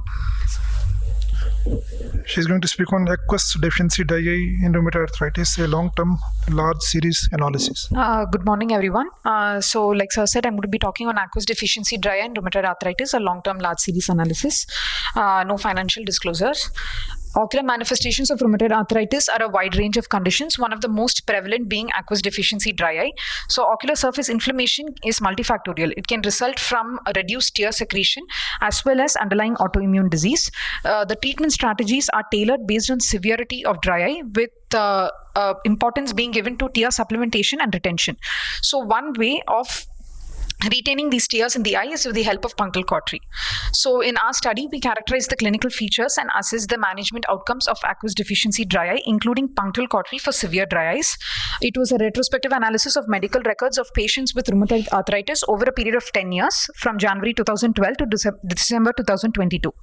So patients with Schirmer's 1 wetting of less than 10 mm were included in the study, and those presenting solely with scleritis or episcleritis without any concurrent dry eye, and those with meibomian gland dysfunction alone were excluded. We analyzed the demographic data, tear breakup time, corneal staining, and visual acuity. So the intervention we most commonly did was punctal cautery. This was done in patients with Schirmer's with a severe dry eye, that is Schirmer's less than 5 mm, diffuse corneal staining, and reduced reflex tearing. The outcomes assessed were best corrected visual acuity, corneal staining, and Schirmer 1 level post punctal cautery, and p-value less than 0.05 was considered significant. So coming to our results, among the 947 rheumatoid arthritis patients that we had seen, 1193 eyes of 599 patients were analyzed. The mean age was around 52.31 years, and patients ranged from 20 to 85 years, and there was a female predominance of almost 80%, and almost 94% of patients were diagnosed with rheumatoid arthritis prior to presentation to us. So main complaints of the 599 patients who presented to us were dry eyes, but there were other manifestations such as peripheral ulcerative keratitis, which were noted in 21 eyes, and corneal perforation in 31 eyes. Conjunctival cicatrization was observed in 38 eyes of 19 patients with plus disease. Plus disease, which was noted in 53 eyes of 27 patients, and out of this, a maximum of 16 patients had SGS. None of the RA patients without plus disease, that is solely RA alone, showed any signs of cicatrization. At presentation, the most common topical medication was the use of artificial tear substitute in almost 80% of patients. Systemic medications, methotrexate was the most common in 177 patients, followed by hydroxychloroquine in 149 patients. So the intervention done, like mentioned earlier, is punctal cautery in 564 eyes of 286 patients. The patients were divided into two groups. So the 564 eyes underwent cautery, and 629 eyes did not undergo cautery. Here, the mean Schirmer's wetting was around 5.13 mm and staining was 2.52. And also, the non-cautery group included a few patients who were advised cautery but did not undergo cautery because of various reasons. And patients who underwent cautery were analyzed further. So in the 564 eyes that did undergo punctal cautery, we could note a statistically significant improvement in the best corrected visual acuity as well as the Schirmer's, and there was a significant reduction in the corneal staining also noted post cautery. So this picture shows us the pictures on top show the status of the eye pre-cautery, and we can see the significant reduction in corneal staining post-cautery below. So the most common complication we faced was recanalization, and recautery had to be performed once in 84 eyes and thrice in 5 eyes. Worsening of the dry eye post-cautery was also noted, but this was at an average of 3 years post-cautery. And in these eyes, we found that after a rheumatological evaluation, we found that the rheumatoid arthritis activity was found to be not under control, and so the immunomodulatory therapy had to either be changed or stepped up. So the main part of managing rheumatoid arthritis involves the use of disease-modifying anti-rheumatic drugs, which manages most of the inflammation in the patients of rheumatoid arthritis. But there is some residual inflammation which occurs because of insufficient lubrication, which causes a shear effect on the surface. And those topical steroids can temporarily improve the surface staining. They do not cause an increase in the Schirmer's wetting.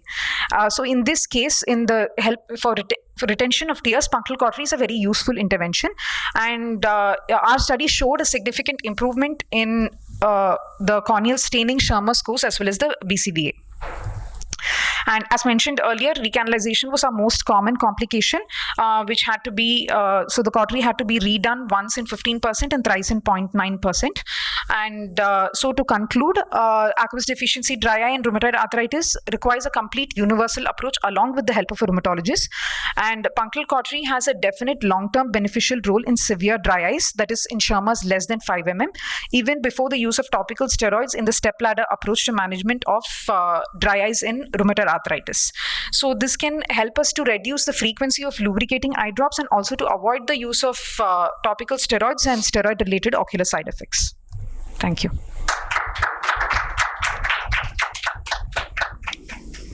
Thank you for a very nice presentation and very long follow-up. Did you exclude the patients with plus disease? No, if their Schirmers were less than 5 and they had reduced reflex tearing, they were also taken into the study. Because the plus disease definitely going to have worse outcome in the follow-up. So yes, your title says only the rheumatoid arthritis. No, plus disease, we didn't include other features of RA such as scleritis and episcleritis, and even meibomian gland dysfunction alone were excluded. But plus disease with rheumatoid arthritis was included in the study. And did any patient develop Stevens-Johnson syndrome during the follow-up due to any drug or anything? No, sir. It was a retrospective study. So in the patients that we had seen, no, not during the study. No. Not noted in the... Not noted in the... And we will be interested in knowing that during 12 years follow-up, these patients who have dry eye with rheumatoid arthritis, what happened to the ocular surface? Did some patients develop lid margin keratinization requiring mucous membrane grafting or something like that? So the lid margin keratinization, it is usually, those are usually seen in if the patient had plus disease, not solely in RA alone. So one of the findings is that the cicatrizal findings is not found in patients with solely RA alone, rheumatoid arthritis. But you had some patients with plus disease? Yeah, that was only around 50. And the basic for lid margin keratinization is ocular surface inflammation, irritation, which you mentioned that because of infrequent or less lubrication it happens, but and ocular surface inflammation can also cause. Yes, but not in our patients which are solely rheumatoid arthritis. Right. Yeah.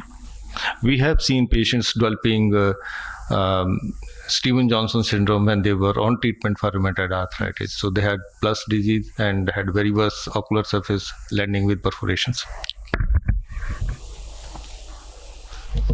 So other patient having other sequelae of rheumatoid, they were excluded in the study, like any melting, corneal melt and other things, they were not taken in your study?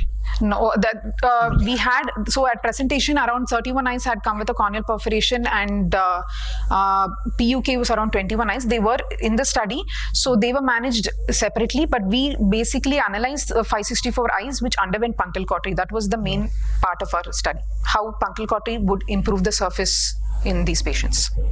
Did you analyze the RA factor with your presentation or the ocular features? So so the study was along with the rheumatologist, ma'am. Yes. So the rheumatologist did do their part of the clinical examination according to their criteria.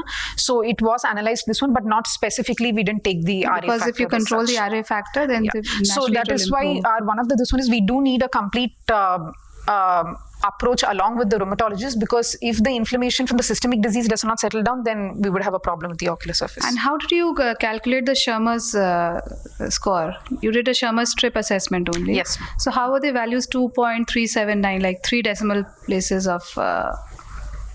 how could you report the Shermer's test to 3 decimal places? That's what I'm wondering. Must be mean or something. But how? The mean. It's a mean. It's a mean, but then also till 3 decimal places, how? If you have TMH value, I can understand. But in manual, I'm just wondering. I'm just wondering an answer. That's all. It's maybe correct. Okay.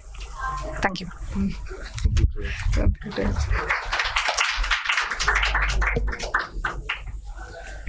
So we have last presenter, Dr. Snisha. She will be presenting on ocular surface tumefactions, a hunt for ocular surface squamous neoplasia. Good morning. My topic is ocular surface tumefactions, a hunt for ocular surface squamous neoplasia. No financial disclosures. Introduction. Ectodermally derived, non-keratinized stratified squamous epithelia of cornea and conjunctiva are contiguous. Therefore, tumors arising from them are pathologically inseparable. Epithelial tumors can be divided into squamous epithelial tumors and other epithelial tumors. Squamous tumors are again divided into benign, pre-malignant and malignant. Benign is further divided into papilloma and hereditary benign intraepithelial disc keratosis. And pre-malignant and malignant are grouped under OSSN. Aim: early diagnosis and treatment of OSSN translates to preservation of eye and vision. So suspicion should be raised with any unusual appearing pterygia or ocular tumefactions. Tumefaction is the action or process of swelling or becoming tumorous. Purpose of this study is to show magnitude of OSSN. Material: we took retrospective study of case reports and histopathological reports in a 1-year period with 45 eyes with ocular surface tumefactions subjected to excision biopsy. Method: detailed slit lamp examination was done, ultrasound biomicroscopy was done if indicated, and excision biopsy. Choice of therapy depends on tumor size, extension, and social considerations. Surgery: no touch technique was used. Excision with tumor-free margin was done. Alcohol assisted keratoepithelectomy was done in corneal involvement, followed by cryotherapy to resection edge, followed by conjunctival autograft and amniotic membrane graft. Results: 91.1% patients were above 50 years of age group, 8.9% were below 50 years of age group, 51.1% were males and 48.9% were females. 53.3% of patients had involvement in left eye and 46.7% patients had involvement in right eye. 51.1% patients had nasal quadrant involvement, followed by 44.4% patients temporal quadrant involvement, followed by 4.4% other quadrant involvement. Tumor epicenter was located at limbus in 97.8% of patients. These are multifocal lesions. On histopathological examination, 24 patients had OSSN and 21 patients had benign lesion. Out of 24 OSSN, 2 had history of trauma, 1 had association with xeroderma pigmentosa, and other did not have any significant inciting factor.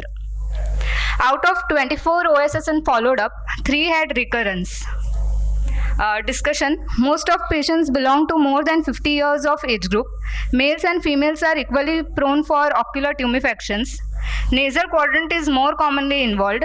Tumor epicenter most commonly involves limbus, and 53.3% patients showed malignancy in our study. So these are some initial misdiagnoses: pterygium, pinguicula, pannus, actinic keratosis, Bitot spot, xerophthalmia, benign intraepithelial disc keratosis, pyogenic granuloma, conjunctival limbal cyst, conjunctival hemangioma, keratoacanthoma, pseudoepitheliomatous hyperplasia, malignant melanoma, and nevus. So the conclusion is, since 53.3% patient showed malignancy, suspicion should be raised with any unusual appearing pterygia or ocular surface tumefactions, as early diagnosis and treatment of OSSN translates to preservation of eye and vision. Expert histopathology is imperative in diagnosis and patient management. Clinical monitoring for recurrence is imperative following treatment. Thank you. Thank you for nice presentation. You have mentioned so many like clinical diagnosis. They were the initial diagnosis, and it turned out to be malignancy in some patients, like 53% of the patients. So, basing on that, what is your conclusion or take-home message? Take-home message is any clinically suspicious should be subjected to excision biopsy so that we confirm whether it is a malignant lesion or a benign lesion. So we should not miss any clinically suspicious lesion. Would you advise that all the pterygia in elderly patients should be subjected to histopathology? Not all. First, we give trial of steroids. We observe if it is not subsiding and it looks clinically suspicious, then we undergo excision biopsy to confirm the diagnosis. In management, how do you decide that this patient we will excise and this patient we will put on chemotherapy if it is a frank OSSN? Frank OSSN, on histopathological report, if it is CIN. No, I'm asking because these days we can treat these patients with the chemotherapy alone rather than excision. So how do you decide that this patient we will go for excision and this patient will treat for? In this study, it is a retrospective study which were already subjected to excision biopsy, and so we have not included the patients in this study which were only treated on chemotherapy, this topically. Excuse me, sir. I am the product office. Generally, in our protocol, any lesion, if it is very large, involving more than half of the limbus or mainly only corneal, when we know it is a recurrence, only those cases we subject primarily for first therapy chemotherapy. Otherwise, all lesions we prefer to do an excision biopsy. Thank you. Ma'am, if it's a diffuse lesion, then also then we'll give chemotherapy. We will do, and then we go for excision biopsy to confirm. Steven, how many patients they required re-excision, like after recurrence in this? After recurrence, again excision biopsy. We started proven on biopsy, and then they record even after treatment. How many patients? 3 patients. Out of 24 patients. What was the diagnosis? CIN 2 were diagnosed. Any very nice presentation, and you should publish it. What I feel is that the clinical diagnosis versus histopathological diagnosis, they should be brought in one table, that these many patients are clinical diagnosis and this thing, and out of these many patients we got malignancy, histopathologically proven malignancy. So it's a very nice study. Thank you. Okay, thank you, sir.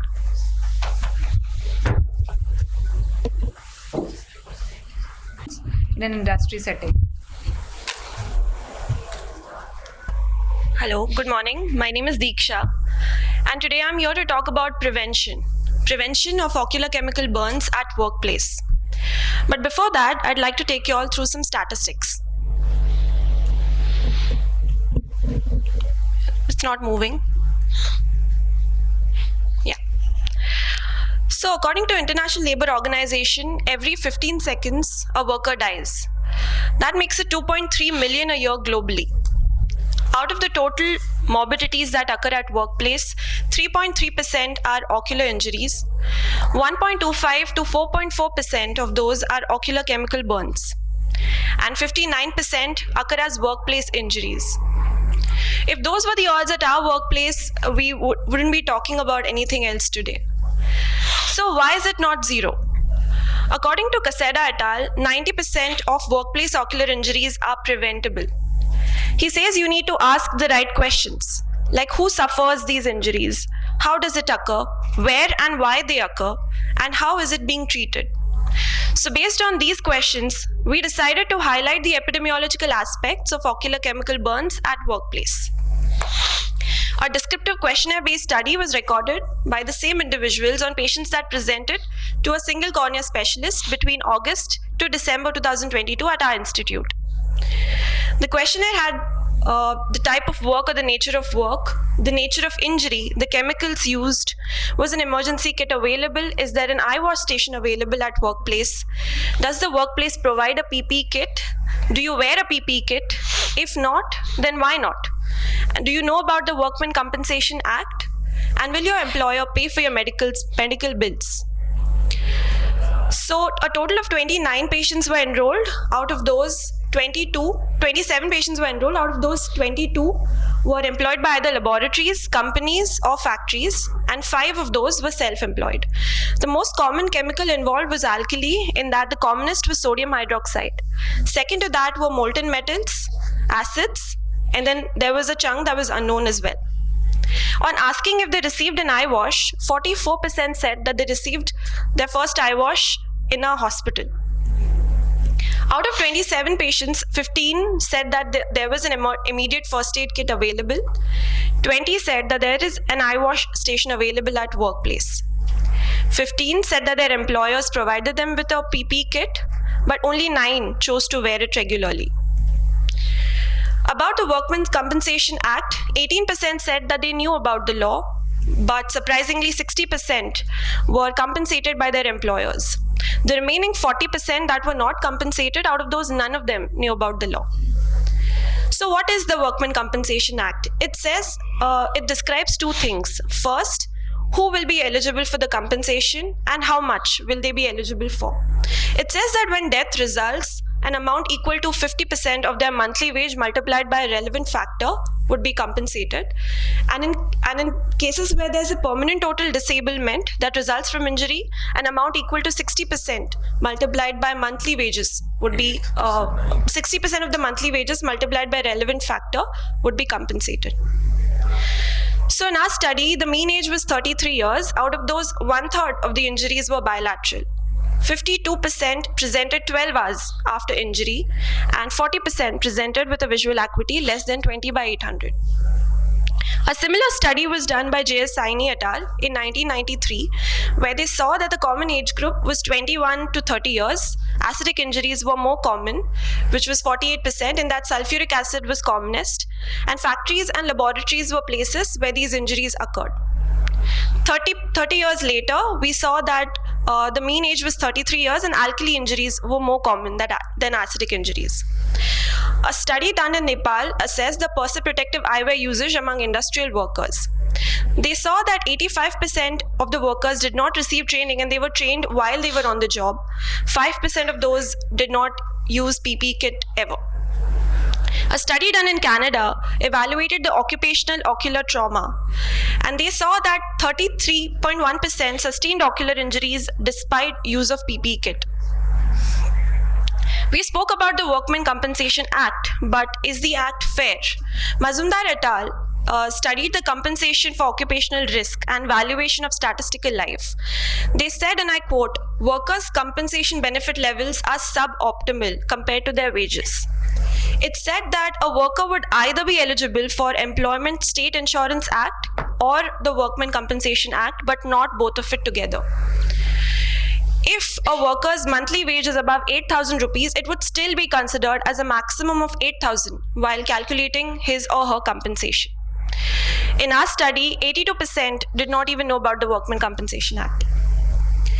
So to conclude, there is a need to reinforce the use of PPE kit, and not just as a part of counseling, but should become an important public health initiative. Alkali injuries cause irreversible damage. Unfortunately, they're also the most common etiological agent.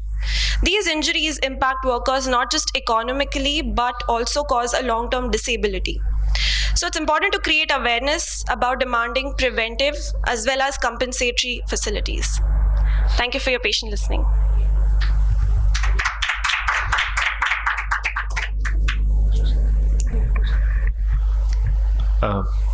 Very nice study, but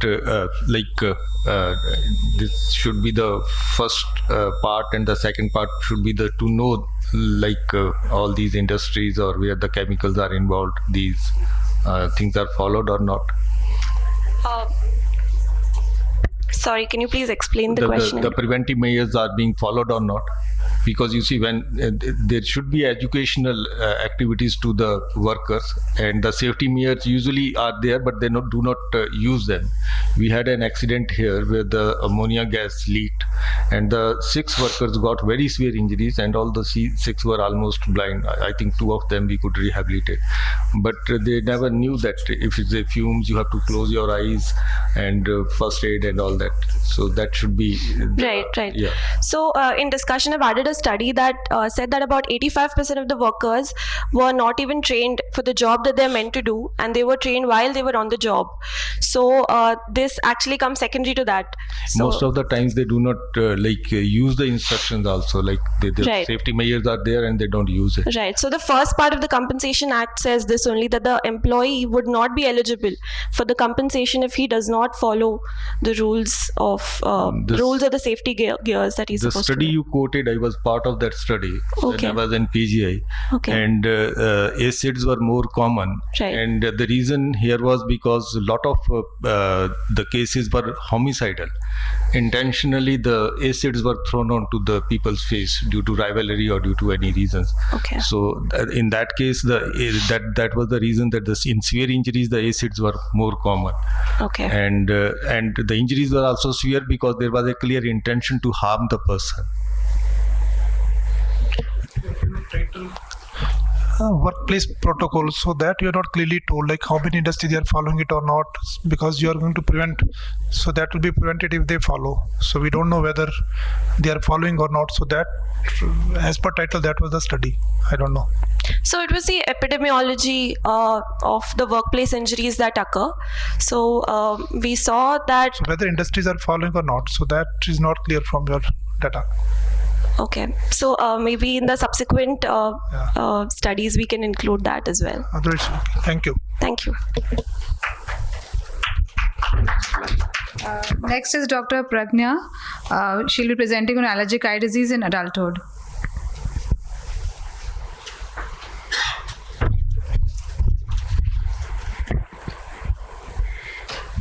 Good morning, everyone.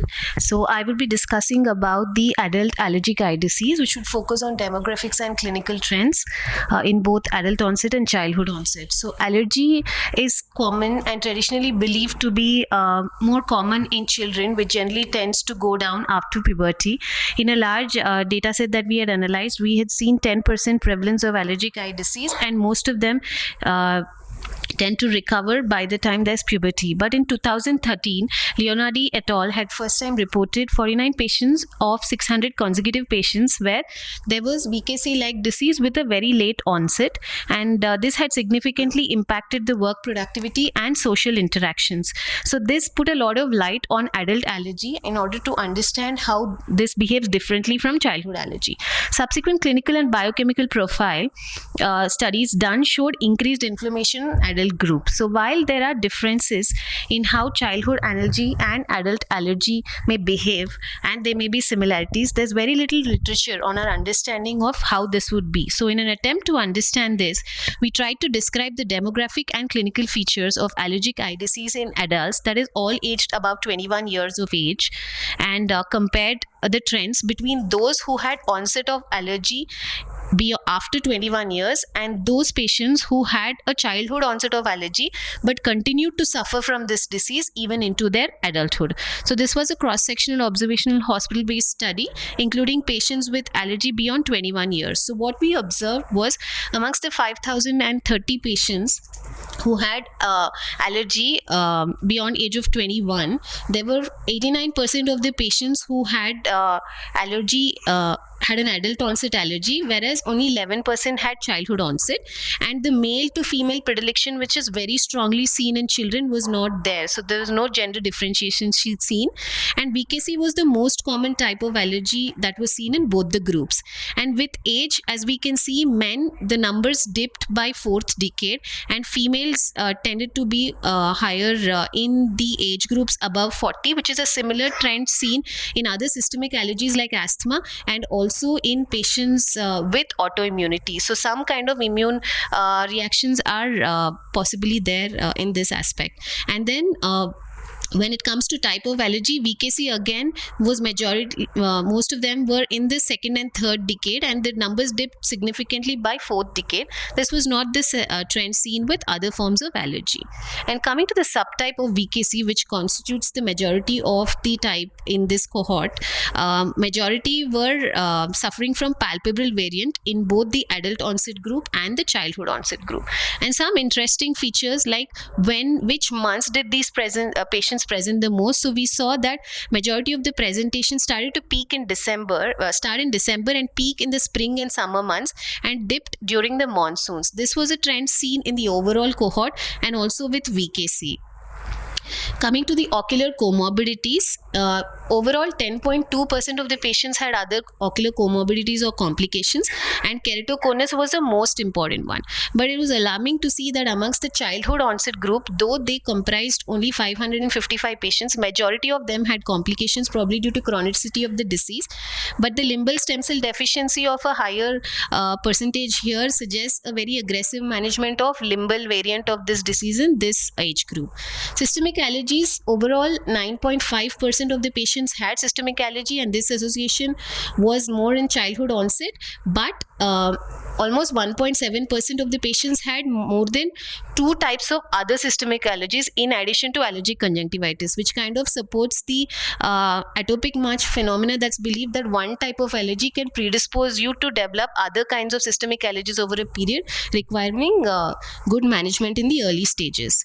So in our cohort, allergic rhinitis and asthma were the most common types of systemic allergies associated seen, whereas allergic dermatitis was also seen in significant number of patients. So coming to what this study taught, it gave us a lot of demographic and clinical trends in adult allergy in a large data set, where most of these patients were young males, but there was no gender predilection seen in the adult group as compared to the traditional allergy seen in children. This possibly supports an effect of the sex hormones, wherein testosterone generally have a protective effect, whereas estrogens have a pro-inflammatory effect. So that's the reason why probably most of these patients tend to get better from their allergic symptoms, especially the boys after puberty. The temporal trends as seen with peaks in spring and summer months in our study were similar to what we had seen in children less than 21 years in another report. So all of them point towards probably initiating prophylaxis earlier towards the end of December and keep it continued through spring and summer for a more effective control. And what was alarming to see was nearly 1 in every 2 patients with childhood onset allergy who continued to have allergy into adulthood had comorbidities. So these patients should be treated as high-risk groups, and then they should be managed more aggressively to prevent these complications. Coming to the literature review as compared to what other studies reported, most of these studies have looked at VKC or VKC associated with other complications, but we've tried to look at all forms of allergy. And as we can see, the studies from Europe generally had most of the patients in their second decade. The mean age was in 20s, whereas I think in our studies a higher age is reported. So a lot of these adults tend to suffer with this even in their 30s. And we had significant complications, especially of keratoconus and also steroid-induced complications, emphasizing the need for stopping the eye rubbing and unnecessary use of steroids. So to conclude, most of the patients who had allergy in adulthood were young males with predominantly palpable VKC. So peak in spring and summer can guide us to initiate effective protocols which start at the end of winters, and strong systemic association was seen, so we need to inquire for systemic allergies in all these patients. And childhood onset disease persisting beyond puberty should be considered in any patient who comes with allergy, and then these should be treated more aggressively, especially when they're persisting beyond puberty. Thank you. Was any role of environment seen, the change in place of residence or anything noted in adult onset allergies? We do not have exact data. We have data of which place they have come from, but we have not analyzed the data if it was much more in a particular age group. But definitely in patients, we have seen that some of these patients who come from more humid or more polluted areas tend to complain, but we don't have exact data talking about it. How many childhood onset or adult onset had glaucoma steroid induced? Because many patients, they keep on using steroid. So how many patients So you study they the had? steroid induced complications were very high in the childhood onset Especially group. glaucoma, yeah. Especially glaucoma. Both cataract and glaucoma was much more higher in the childhood onset group, probably correlating to the chronicity of the disease, because these children have had it for a long So how time. many percentage?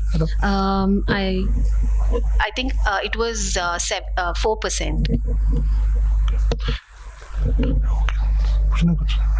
Okay, thank you very much. Thank you. Next presenter, please, Dr. Shweta, who will be presenting on oral immunosuppressants for VKC.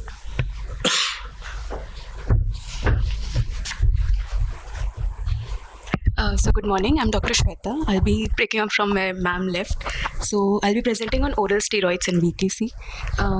So just a background about the disease. So this is a bilateral chronic disease characterized by multiple exacerbations. The main challenge in treating the disease is the prolonged duration of therapy and a compromised quality of life, which is also because of the disease and because of the frequent installation of topical medications. It becomes important in the Indian context as we have seen that there is a prolonged duration of disease. It persists beyond puberty. And adult VKC has been already described. It is associated with higher complications including cicatrizing conjunctivitis, LACD, keratoconus, steroid-induced cataract, and glaucoma. So the treatment algorithm that we have as of now is to avoid the exposure, include lubricants, followed by topical anti-allergics, topical immunosuppressants, including steroids and immunomodulators, and systemic immunosuppressants are not usually used as per literature. So, but what do you do when you have a patient who is already on maximal topical therapy but still has an ongoing inflammation or a shield ulcer or a steroid responder, or a patient with a blinding disease such as an advanced keratoconus or LACD? So for that we tried to look for the role of oral steroids in our study. So we tried to define the clinical profile of patients who needed oral steroids in our clinical practice. So this is a single center study which was a retrospective observational study. A total consecutive sampling was done. The study is from January 2019 to June 2023. We reviewed the files of all VKC patients who were seen during this duration, and all those patients who needed oral steroids in the course of the disease were included. So a total of 928 patients were seen during the entire duration, and 19 of these patients received oral steroids. So these were included. Of these, 16 were males and 3 were females. The mean age of presentation of these were 22.4 years. As we can see, there were more of adult patients. So only 4 patients were less than equal to 12 years of age, and 15 patients were about 12 years. The mean age of onset was 10.6 years, and the follow-up duration after the commencement of steroid therapy was 23.9 months. So we found that 2 patients of our group had systemic allergies that constituted 11%, and ocular comorbidities were present in 68% patients. So the most common comorbidity seen that in our patients was keratoconus, that was seen in 4 patients, scar secondary to shield ulcer in 4 patients, and LACD in 4 patients. The other comorbidities were keratoconus, acute corneal hydrous, steroid-induced glaucoma, and cataract. So the indication of oral steroid therapy in our study was most commonly that patients who were recalcitrant to topical therapy, and followed by blinding disease because of shield ulcer, advanced keratoconus, and LSCD.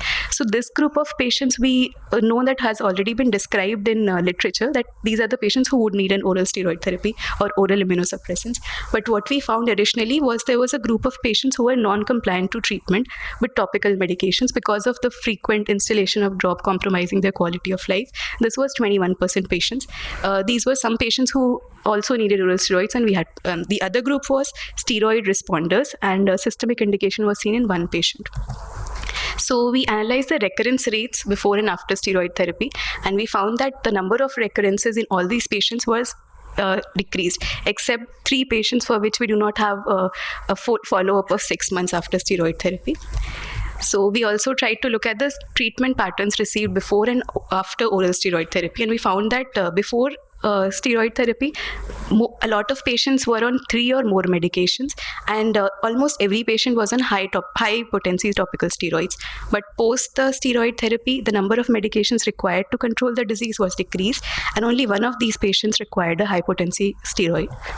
So as we can see that from our discussion, we found that there were additional indications of starting oral steroid in clinical practice that included inadequate response due to incompliance and in patients with topical steroid responders.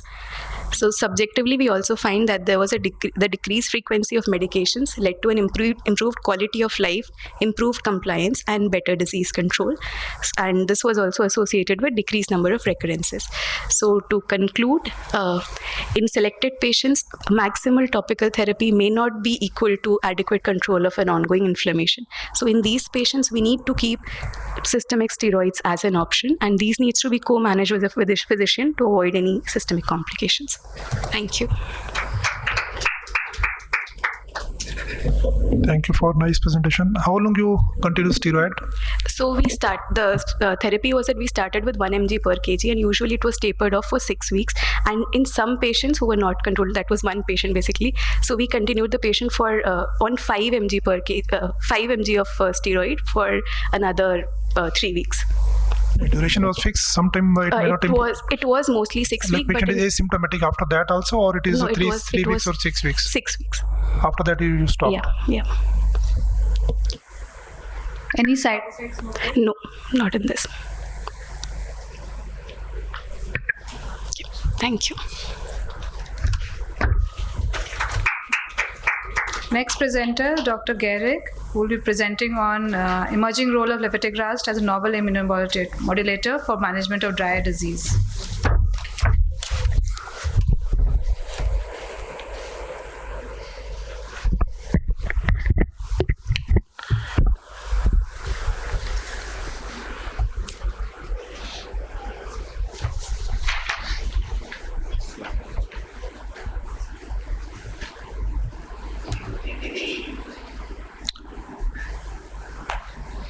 This is not my presentation. Hold on.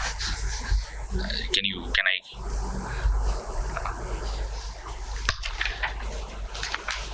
The one above that. Guide it.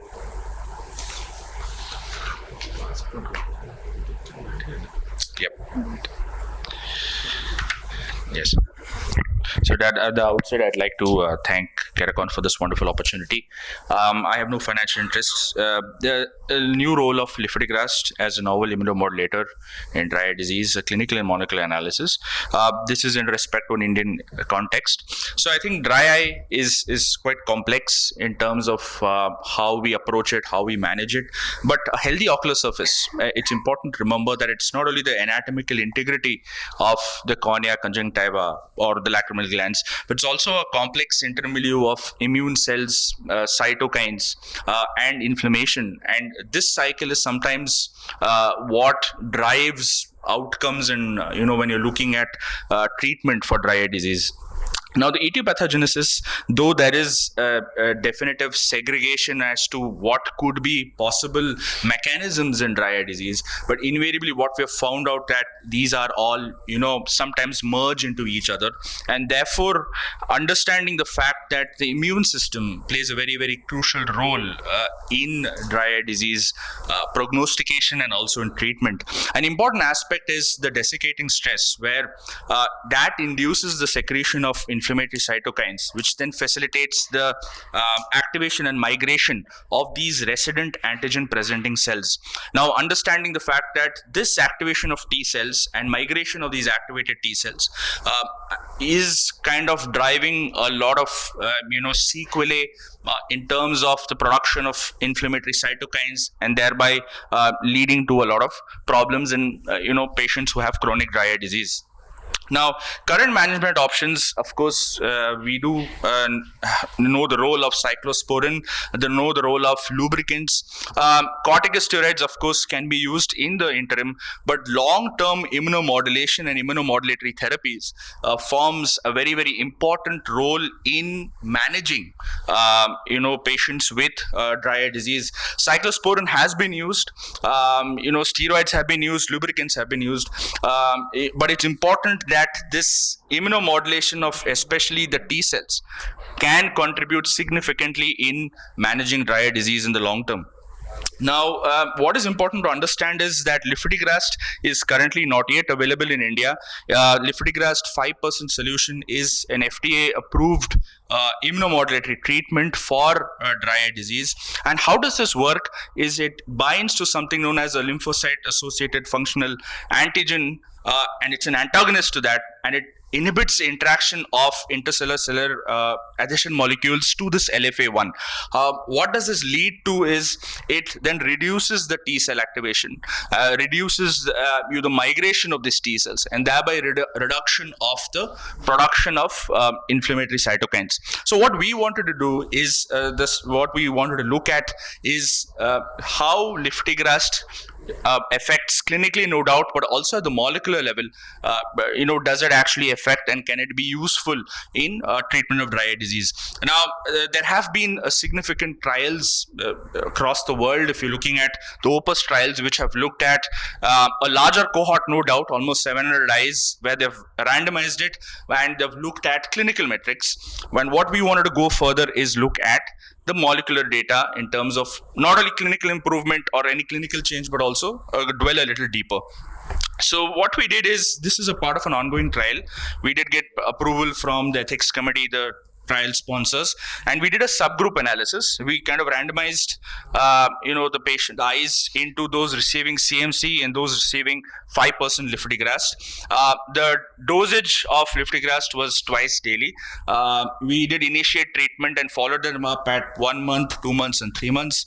The clinical metrics was in terms of the ocular surface disease index score. We looked at the staining, looked at the tear film breakup time, looked at Schirmer's. And what we also did is, using the Schirmer's strip, we have ELISA, a tear biomarker kit, where we kind of looked at the profiling of these molecular factors, especially majority of them are pro-inflammatory. If you're looking at IL-1, IL-6, IL-10, MMP9, VEGF-A, IL-10 is anti-inflammatory, and also we looked at TNF-alpha and the soluble ICAM levels. So what we found is, yes, no doubt, if you're looking at pre and treatment and after 3 months, there was a significant improvement in the discomfort score, if you're looking at the ocular surface disease index in the lifitegrast group as compared to the placebo group, and also interestingly a significant increase. So although the amount or the quantification of the metrics of the Schirmer's increase was less, but as compared to the CMC group, there was a significant increase. We also found that staining scores and also the tear film breakup time did improve as compared to the placebo group, but it wasn't very significant. So it was more of a significant increase and improvement in the OSDI, and also an improvement in the Schirmer levels, what we saw. Now, also a higher proportion of the patients, if you're looking at those, receiving lifitegrast, had, an improvement or a reduction in an OSDI score as compared to those who, were in the CMC group. Now, an important aspect in what we wanted to actually validate is it actually working at the molecular level? And what we found is especially the pro-inflammatory cytokines. If you're looking at IL-1B, IL-6, IL-17 is a pro-inflammatory and also pro-nociceptive, and MMP9 and VEGF-A, they in fact significantly reduced in the group which were given lifitegrast as opposed to the group which was with CMC. So to conclude, it is a newer modulator, no doubt. There was a significant decrease in clinical metrics in terms of discomfort, and we also validated it at the molecular level. Thank you.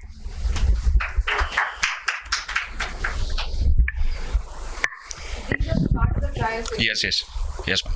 To store the Sharma strip and evaluate it later. Yes, so this is part of a larger cohort of patients where we're evaluating clinical metrics, but what we're also doing is looking at biomarkers.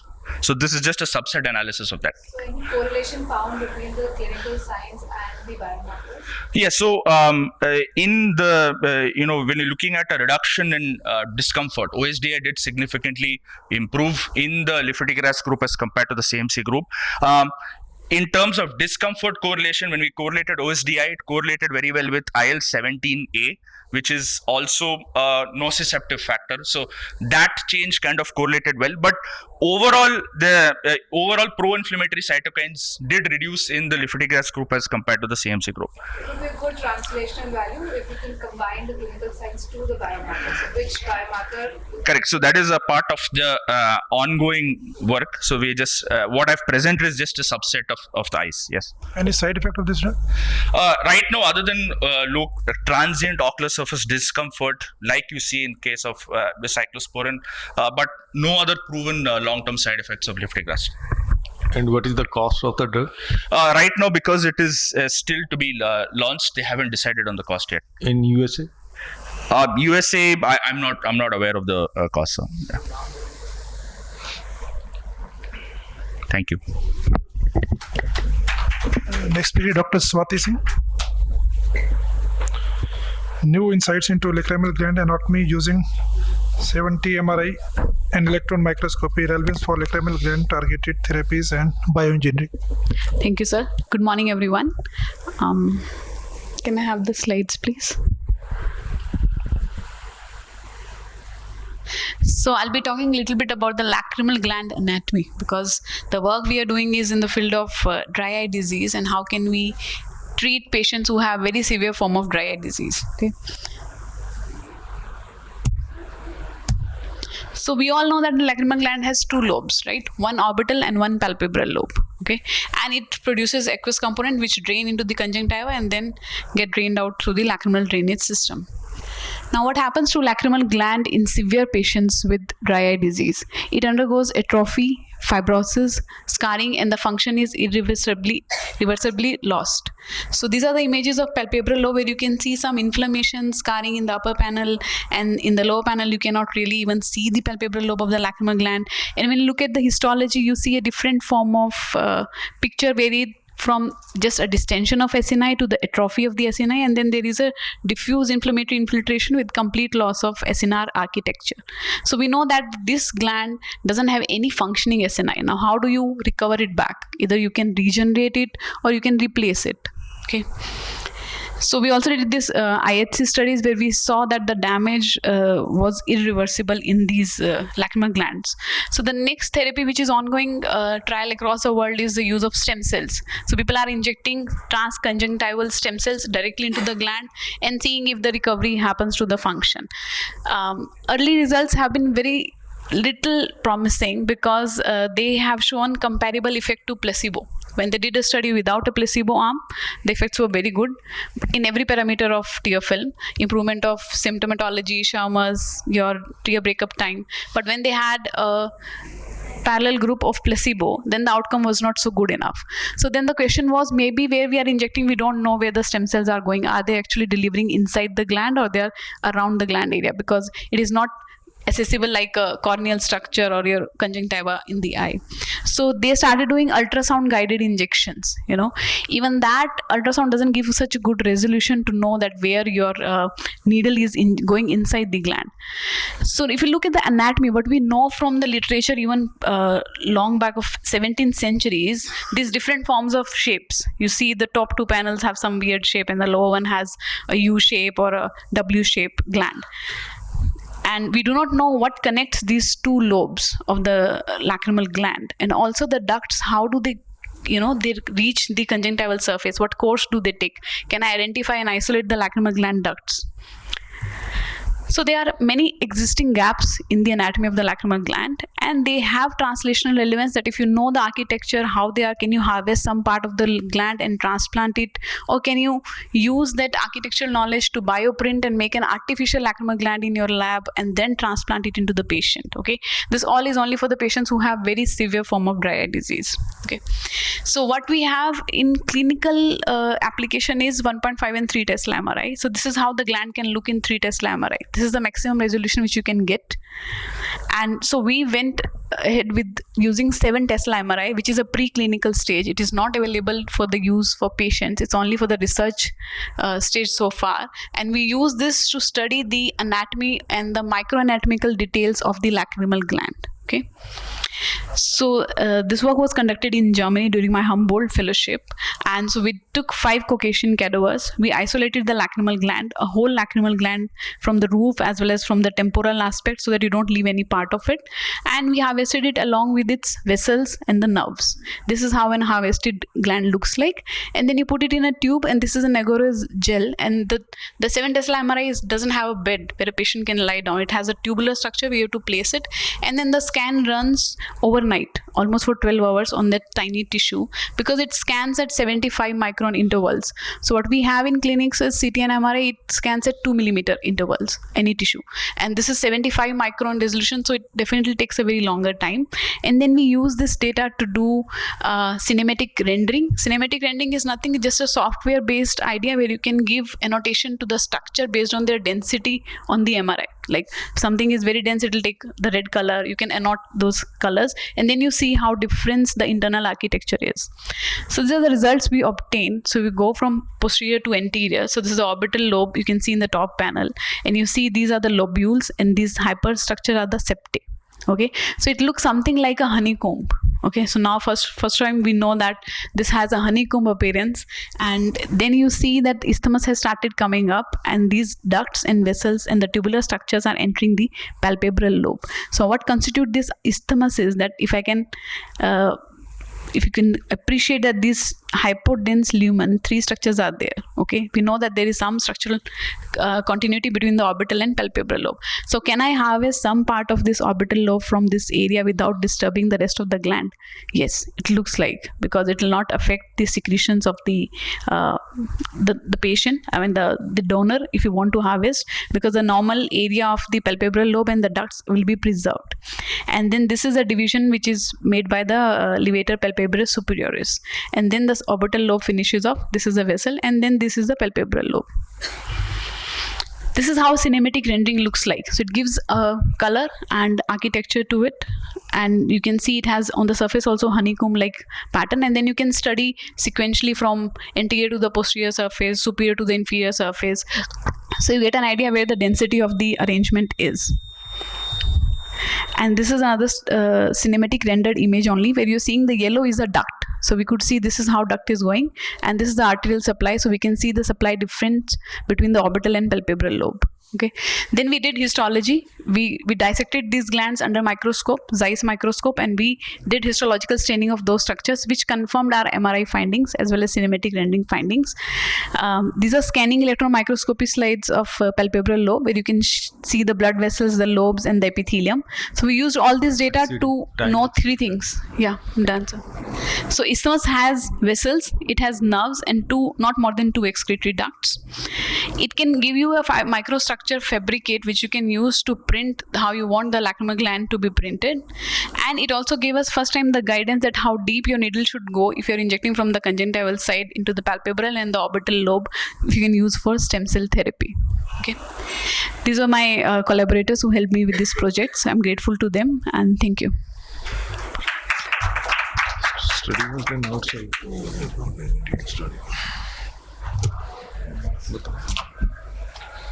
Thank you. We'll take the question in the end because you're running out of time. Next session will start.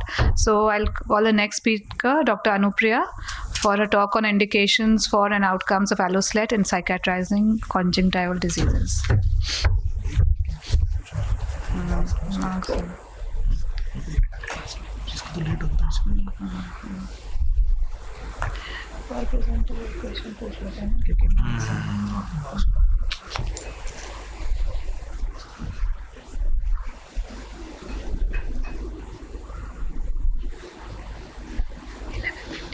इसका ये criteria तो है ना, the work should be done in India. This work is done outside. ये तो Germany में fellowship थी. Good morning, everyone. So I'll be sharing my work on indications and outcomes of alloslet in cicatrizing conjunctival diseases. I have no financial disclosures to make. Cicatrizing conjunctivitis is a group of disorders that causes inflammation and scarring within the conjunctiva. Common causes being infectious, immune-mediated, and drug-induced. In acute cases, it leads to non-healing epithelial defects, and in the later stages, it can have limbal stem cell deficiency. So alloslet has been used for epithelialization in the acute phase and visual rehabilitation in the chronic phase. Before surgical decision-making, the status of tear film, fornical shortening, and the LSCD status needs to be taken care of. Oral immunosuppression may need to be initiated before planning an alloslet. So our aim was to analyze the indications and outcomes of alloslet in cicatrizing conjunctival disorders in the acute phase and the chronic phase. So we did a retrospective interventional case series in which we included the patients with immune-mediated cicatrizing conjunctival diseases who underwent alloslet for visual rehabilitation and epithelialization between January 2015 and July 2022. Immunosuppression was initiated as and when required. Primary outcome measures in the visual rehabilitation group was functional success of a vision better than 1.3 logmar and an anatomical outcome of success being stage 1A and 1B LSCD status, partial success achieving stage 1C and 2A LSCD status, failure being stage 2B and stage 3 depending on the global consensus of 2019, and the epithelialization group is achieving complete healing of corneal or conjunctival epithelial defect and the time to complete epithelialization. So we included 42 eyes in the visual rehabilitation group and 21 eyes in the epithelialization group, out of which mainly were SGS and OCP patients. The time to presentation was 36 months in the visual rehabilitation group and 5 months in the epithelialization group. Most common agent being oral steroids and mycophenolate mofetil in 42.4% of the patients. So we did alloslet 1 for 42 eyes, out of which 20 were successful and 22 had a failure. After the failure of the first alloslet, approximately after 42 to 47 days, we did an alloslet 2 of 12 eyes, out of which 3 were successful and 9 again had a failure.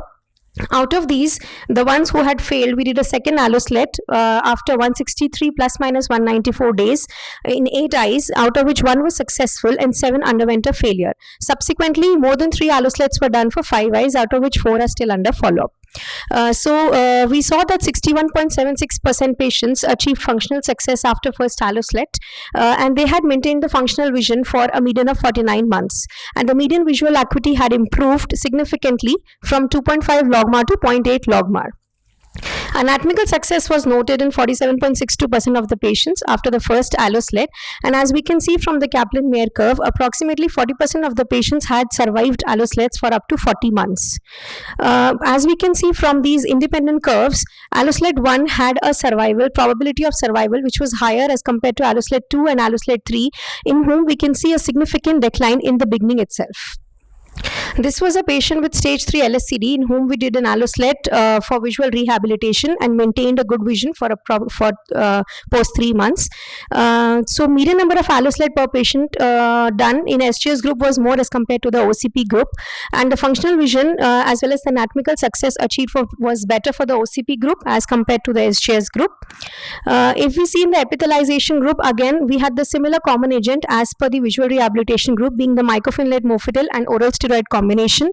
The mean number of alloslet done per patient was 2.18 times, and 41.67% of the patients achieved successful epithelialization, whereas subsequent alloslets, the result had declined. Average time for epithelialization after the first alloslet was 50 plus minus 30 days. So we did an alloslet 1 for 21 eyes, out of which 9 was successful, 3 had an epithelial breakdown, and 12 went into failure. So subsequently we did an alloslet 2 for 10 eyes, 4 was successful, out of which 1 had an epithelial breakdown, 6 went into the failure. Then we did an alloslet 3 for 4 eyes, 1 was successful, which eventually had a breakdown, and 3 had a failure. Then we did more than 3 alloslets for 2 eyes, out of which none survived, they landed up into failure. So we did an alloslet for epithelialization, and there was a healed epithelial defect after an alloslet post 4 months. This was a patient who had a repeated epithelial breakdown in spite of doing multiple alloslets. So there was no improvement in visual acuity after alloslet in the epithelialization group, since our main aim was to epithelialize the surface and not the visual rehabilitation. Again, comparing the two most important groups of SGS and OCP, so median number of alloslets required in SGS group was more as compared to the OCP group. The success rate was definitely better in the OCP group as compared to the SGS group, and as we had talked earlier already, that the number of epithelial breakdowns was more for the SGS as compared to the OCP patients. So to the best of our knowledge, this is the first study to evaluate the role of alloslet in immune-mediated cicatrizing conjunctival disorders, where 61% of the patients achieved functional success and 47% patients achieved anatomical success after the first alloslet. Complete epithelialization was recorded in 41% of the patients after the first alloslet, with an average time for epithelialization being 50 plus minus 30 days. We do highlight the role of immunosuppression in the perioperative period, though small sample size and retrospective study was our limitation, since we study very rare clinical conditions. Hence, I would like to conclude by saying that alloslet is indicated for visual rehabilitation in moist eyes before resorting to keratoprosthesis and facilitating epithelialization in eyes with non-healing epithelial defects. SGS does pose more challenge in management as compared to OCP, and alloslet done for visual rehabilitation showed a good anatomical outcome with a significant improvement in vision. It also showed good outcome in terms of achieving complete epithelialization in acute stages, though the success rate decreases and time for healing increases with subsequent interventions. Thank you. A very nice study have shown that the results were better in OCP group rather than SGS. What could be the possible reason for that? So because SGS patients, definitely the surface is being very dry, so there have been multiple epithelial breakdowns. In spite of multiple attempts to stabilize the surface, they are still landing up into multiple interventions.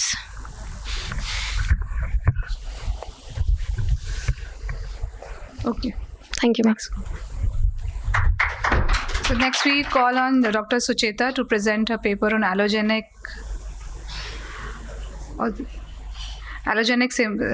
slet in managing total limbal stem cell deficiency secondary to vernal keratoconjunctivitis. Good morning, everyone. So I'll be presenting on allogenic slet in chronic VKC. So VKC, as we all know, is a common bilateral atopic disease with recurrent episodes, usually subsiding in puberty, but may become chronic in some patients. Prolonged and recurrent allergic episodes can progress to a sequelae stage characterized by conjunctivalization of the cornea and leading to visual impairment. The chronicity may lead to bilateral total limbal stem cell deficiency, which can be treated by limbal stem cell transplantation in the form of slet. Ideal criteria for slet include having a wet ocular surface without adnexal pathologies, minimal symblepharon, and a clear to translucent underlying stroma. The objective of the study was to assess the outcomes of performing allogenic simple limbal epithelial transplantation in patients with bilateral total LSCD secondary to chronic VKC. So these patients who underwent allogenic slet for total LSCD secondary to VKC were included, and the patients with inadequate follow-ups or who lacked necessary documentation or investigations like slit lamp or OCT were excluded. This was a retrospective observational study which took place between September 2019 to August 2023 and included the cases operated by a single surgeon. 5 eyes of 3 patients with chronic VKC were included. Methodology. The data on multiple aspects like demographics, patient details, clinical features, treatment history were documented. Imaging characteristics of the panis and underlying stroma were collected in the form of ASOCT and slit lamp photos, and they were then tabulated and analyzed for the outcomes. Medical management in the form of topical sodium chromoglycate, tacrolimus, and topical steroids was started. The surgical management in the form of allogenic was done with a 360-degree limbal peritomy and separation of panis from the underlying cornea. The amniotic membrane was secured over the cornea with fibrin glue. The biopsy tissue was harvested by snip biopsy from a cadaveric donor, and it was then cut into multiple bits fixed with fibrin glue concentrically in the mid-periphery. A BCL was then placed and a temporary tarsorrhaphy was done. In the study period, a total of 3 subjects met the criteria of bilateral LSCD due to chronic and stable VKC. Out of the 6 eyes, owing to varying intensities of the LSCD, 5 eyes having grade 3 LSCD were further treated surgically. Male is to female preponderance was 1:2, and 1 patient also had allergic dermatitis. So as we can see, the first case presented to us at 22 years, second at 53 years, and the third at 24 years. All had a prolonged duration of symptom, but an early age of onset. So donors were preferably young with a well-demarcated limbus and intact epithelium over the area of biopsy were chosen. Case 1 had the right eye BCV of 20/200 and a left eye BCV of counting fingers with grade 3 LSCD, as we can see, a dense fibrovascular panis all over the cornea. ASOCT showed thickened epithelium with hyperreflectivity suggestive of panis with underlying fairly compact stroma. The case 2 had a BCV in the right eye of counting fingers and left eye of hand movement and showed similar slit lamp photography and ASOCT findings. Case 3 had a grade 3 LSCD in the right eye with BCV of counting fingers. Left eye had the BCV of 20/30. Post-operative management was started in the form of topical antibiotics and steroids along with sodium chromoglycate and tacrolimus. Oral immunosuppression was started with steroids according to weight and tablet methotrexate or tablet cyclosporin. These are the 5 eyes operated, the slit lamp photography, where we can see drastic improvement in the post-operative period in the pictures below. Similarly, in the ASOCT, we can see compact stroma with normal healthy overlying epithelium post-operatively. So it was observed that there was a thick fibrovascular panis adherent to the underlying stroma, which was removed by a piecemeal method, and the histopathological findings of chronic inflammation, fibrosis, squamous metaplasia, and others were noted. This was the visual acuity assessment of the 5 eyes. The case 1 right eye improved from 20/200 to 20/100 at 1 month. Left eye improved from counting fingers to 20/50 at 3 months. In the second case, right eye improved from counting fingers to 22/50 at 1 month and left eye from hand movement to 20/40 at 2 months. But this showed regression to 2500 at 2 years because the patient stopped using immunosuppressants, as we can see in the images above. The third case, right eye improved from counting fingers to 20/50 at 5 months. So Basu et al. Told us that complete ocular surface epithelialization by multidirectional growth of the epithelial cells completes within 14 days of surgery.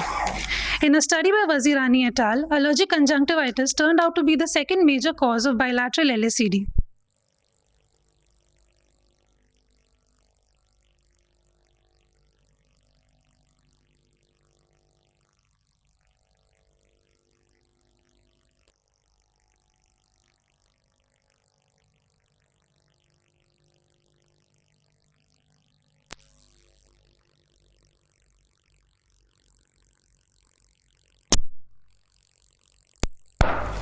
It basically causes significant compromise to visual function and comfort, which is our main reason for focusing on this disease.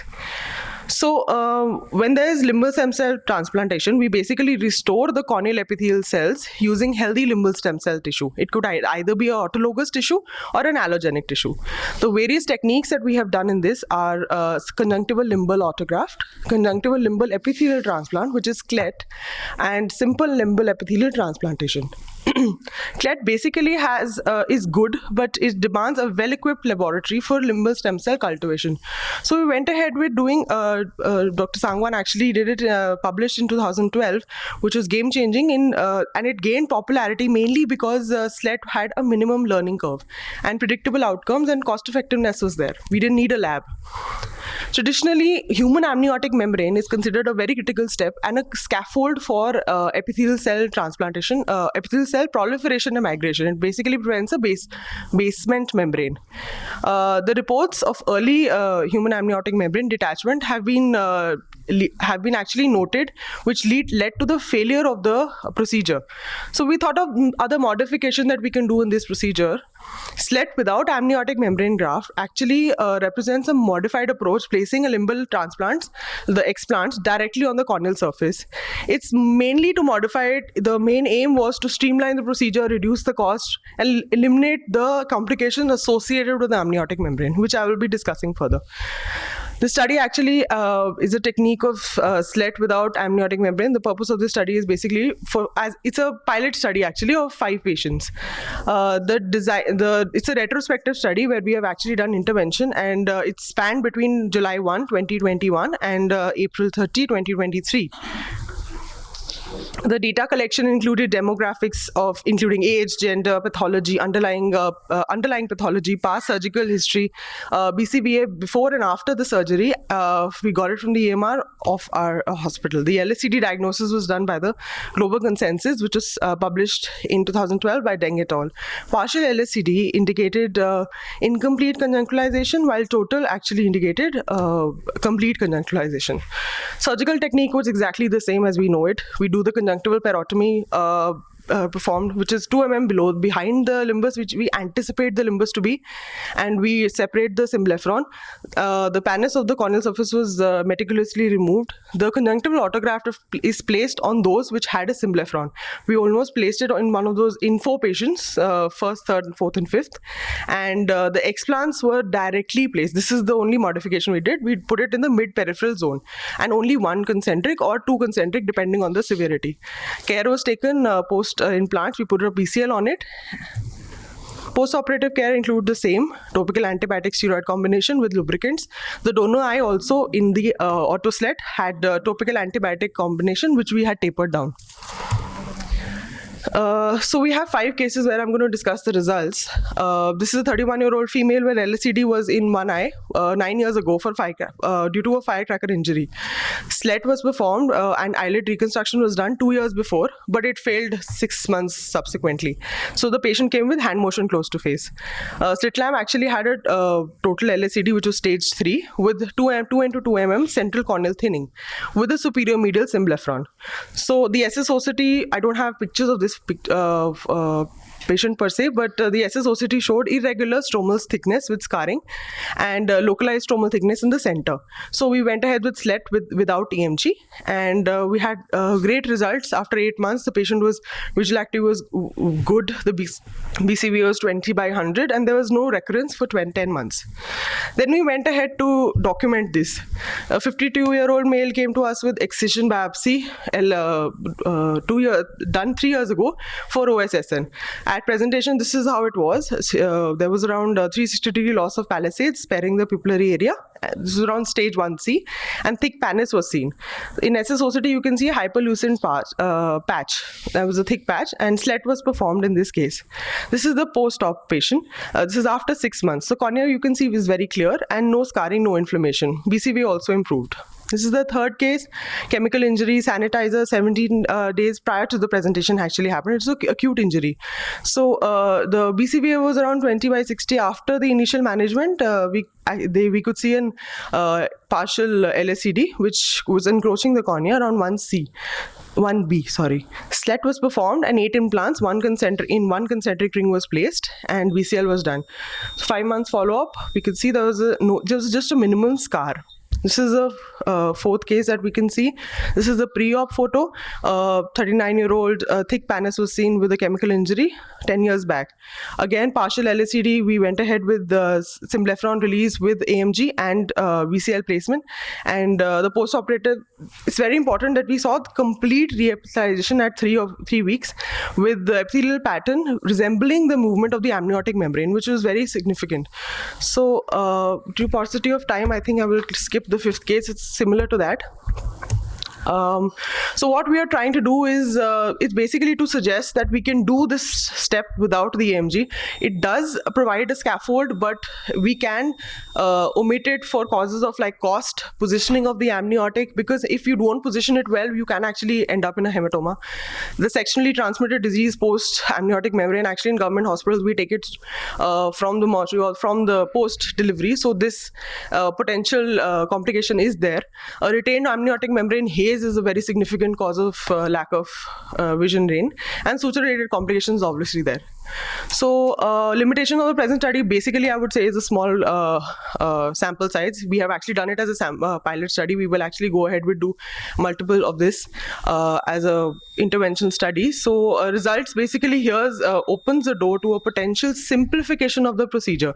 It reduces the cost, reduces the disadvantages of complications of AMG. I think that's all. Thank you. Yeah. Thank you, Dr. Nimisha, for your presentation and innovative idea. I will not say innovative because limbal stem cell transplant started much before amniotic membrane came into the ophthalmic practice. When we used to do previously like conjunctival limbal autografts, we used to take 2 segments and suture it superior inferior. Cells used to grow basically. Yes. So we have come to the same I think thing. just modifications. What disadvantage do you feel with AMT and you have come to this? Sir, again, I thought cost, simplifying of the condition is very important, and we've actually not, the amniotic membranes in government hospitals that I've been in, we do not check it for sexually transmitted. Because your group has shown the growth of the cells over amniotic membrane. Yes. With Otherwise, the amniotic membrane, yeah. and that is what we are trying to show is without it also we can go ahead. I agree, because with the amniotic membrane, they are growing on the amniotic membrane, but what will happen once the amniotic membrane is resolved? So that is the question. Basically, I think we focused more because of the post-surgical haze. That haze which comes after the amniotic membrane gets adhered. That is why we are trying to remove it. If it's not a necessary step, we are trying to omit it. It's kind of like a lot of people have done glueless, a lot of modification of SLED. You You need a prospective study and Yes. with large number of cases where and then similar cases, not like some of your cases had only peripheral involvement near limbus, no central involvement. So probably you have to get a proper randomized study. with and without syntefron, like they have to be streamlined definitely. But this is, as I said, pilot study. We just did it because we thought it could be actually of advantage. So I think it's not novel. It's been described before. Without amniotic no, ma'am. membrane? Without amniotic membrane, no. Overlay, I think inlay, Dr. Sagwan has. No. Okay. He's totally on board with this. He's not. Overlay and inlay have been described. Glueless has been described. Without AMG, this is the first. So if you see the kind of patients that were included in your study, you have a different indication for non-AMG cases and for AMG cases. If you have a symblepharon, if you have pharyngeal shortening, you will need to use an AMG. If you have partial LSCD, if you have already done an ocular surface reconstruction before with AMG, you can go ahead with non-AMG. So I think the indications would be separate. It cannot be an alternative. No. It actually depends on the lid involvement. Yes. If we have the lid conjunctiva, the tarsal conjunctiva intact, then maybe we can get away with a conjunctival autograft. But without, it's not a. It's actually not streamlined, but it is just a possible explanation that we can actually go ahead with. Thank you, Dr. Nimisha, for a nice presentation. Thank you so much. Next is Dr. Mayur Jain. Corneal remodulation post SLED. Good morning, everyone. So, the purpose of my study was to report the changes in epithelial stromal refractivity ratio and corneal stromal densitometry following simple limbal epithelial transplantation in patients with unilateral chemical burn-induced limbal stem cell deficiency. It was a prospective descriptive eye study conducted between March 2022 to March 2023. The initial 6 months were recruitment phase and the later 6 months were the follow-up period. It was conducted at cornea department of Dr. Shroff Chetty Eye Hospital, Delhi. The sample size was 5 patients. Corneal densitometry with pentacam and epithelial and stromal refractivity on anterior segment OCT were analyzed preoperatively and postoperatively at 1, 3 and 6 months, and baseline normal scans were taken for comparison. All patients with unilateral chemical injury leading to LSCD with wet ocular surface and grade 0 to 1 semifron who underwent autologous slit were included, while patients with LSCD due to other causes, bilateral cases, and patients who did not cooperate for the investigations, mainly the children, were excluded. ASOCT was done on Cirrus HD OCT 5000. Total and epithelial thickness were measured in micrometers. Images were obtained from the machine using in the JPEG format. They were uploaded to the images software, and the corneal epithelial and stromal refractivity was calculated. And corneal tomography was done using Pentacam Oculus machine. Densitometry in the central 2 mm radius circular zone and concentric 2 to 6 and 6 to 10 mm zones were taken, and the average was calculated. The peripheral 10 to 12 was excluded as it contains the limbus. Densitometry of all the corneal layers were analyzed, including the anterior 120 micrometer layer, posterior 60 micrometer, and the central layer between them. The values were also compared with the values of normal eyes with the same patient. Statistical analysis was done using the applicable formula for this given sample size. So coming to the results, the median age was 21 years. All the patients were male. The agent of injury in all the cases was alkali. The median interval between injury and slit was 4 years. 3 patients were of stage 2A LSCD and 2 patients were of stage 3. Degree of LSCD was partial in 3 eyes and total in 2 eyes. Semifron grade was grade 0 in 3 eyes and grade 1 in 2 eyes. And visual acuity at presentation logmar median was 1.8. So complete epithelialization was noted at all patients at 1 month when the BCL was removed.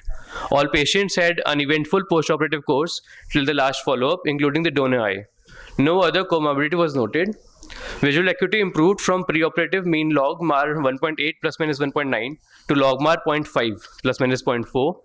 Overall, all 5 patients had improvement in visual acuity. However, the change was not statistically significant. So these are the pictures of all the patients at all the follow-up periods. We can see from pre-operative to post-operative 6 months, not just the pannus was dissected away, the scarring was drastically reduced and corneal clarity had improved on slit lamp examination. So coming to the results, the mean epithelial thickness preoperative was 100.8 plus minus 19.1 micrometer, which reduced to 59.6 at 1 month, 55.8 the mean value. And the epithelial stromal refractivity preoperative was 1.53 plus minus 0.2. As per the previous studies, the value is more than 1.29 in LSCD eyes. It reduced to 1.23 postoperatively at 1 month, 1.11 at 3 months, and 1.08 at 6 months, which was again comparable to the normal eye value, which was 1.119. The densitometry, the average of anterior, central, posterior was calculated, and the preoperative of all the 3 layers, anterior, central, posterior, and the average of 0 to 2 to 6, 6 to 10 millimeter zones was 56.02 in the preoperative phase, and reduced to 53.26 at 1 month, 44.2 at 3 months, and 40.38 at 6 months. It was definitely higher than the normal eye values, but it did reduce significantly. And we can also see the corresponding improvement in the visual acuity with the fall in densitometry values. The visual acuity at logmar value was 1.8 at preoperatively, which reduced to 0.5 at 6 month interval. So these are the graphs showing the fall in densitometry values in the anterior, central, and posterior corneal layers in all the patients. Comparing the normal eye versus the operated eye at 6 months, the epithelial thickness and ES ratio did fall significantly, and it was comparable to the normal eye, whereas densitometry, although it did fall, but it was significantly different from the normal eye values.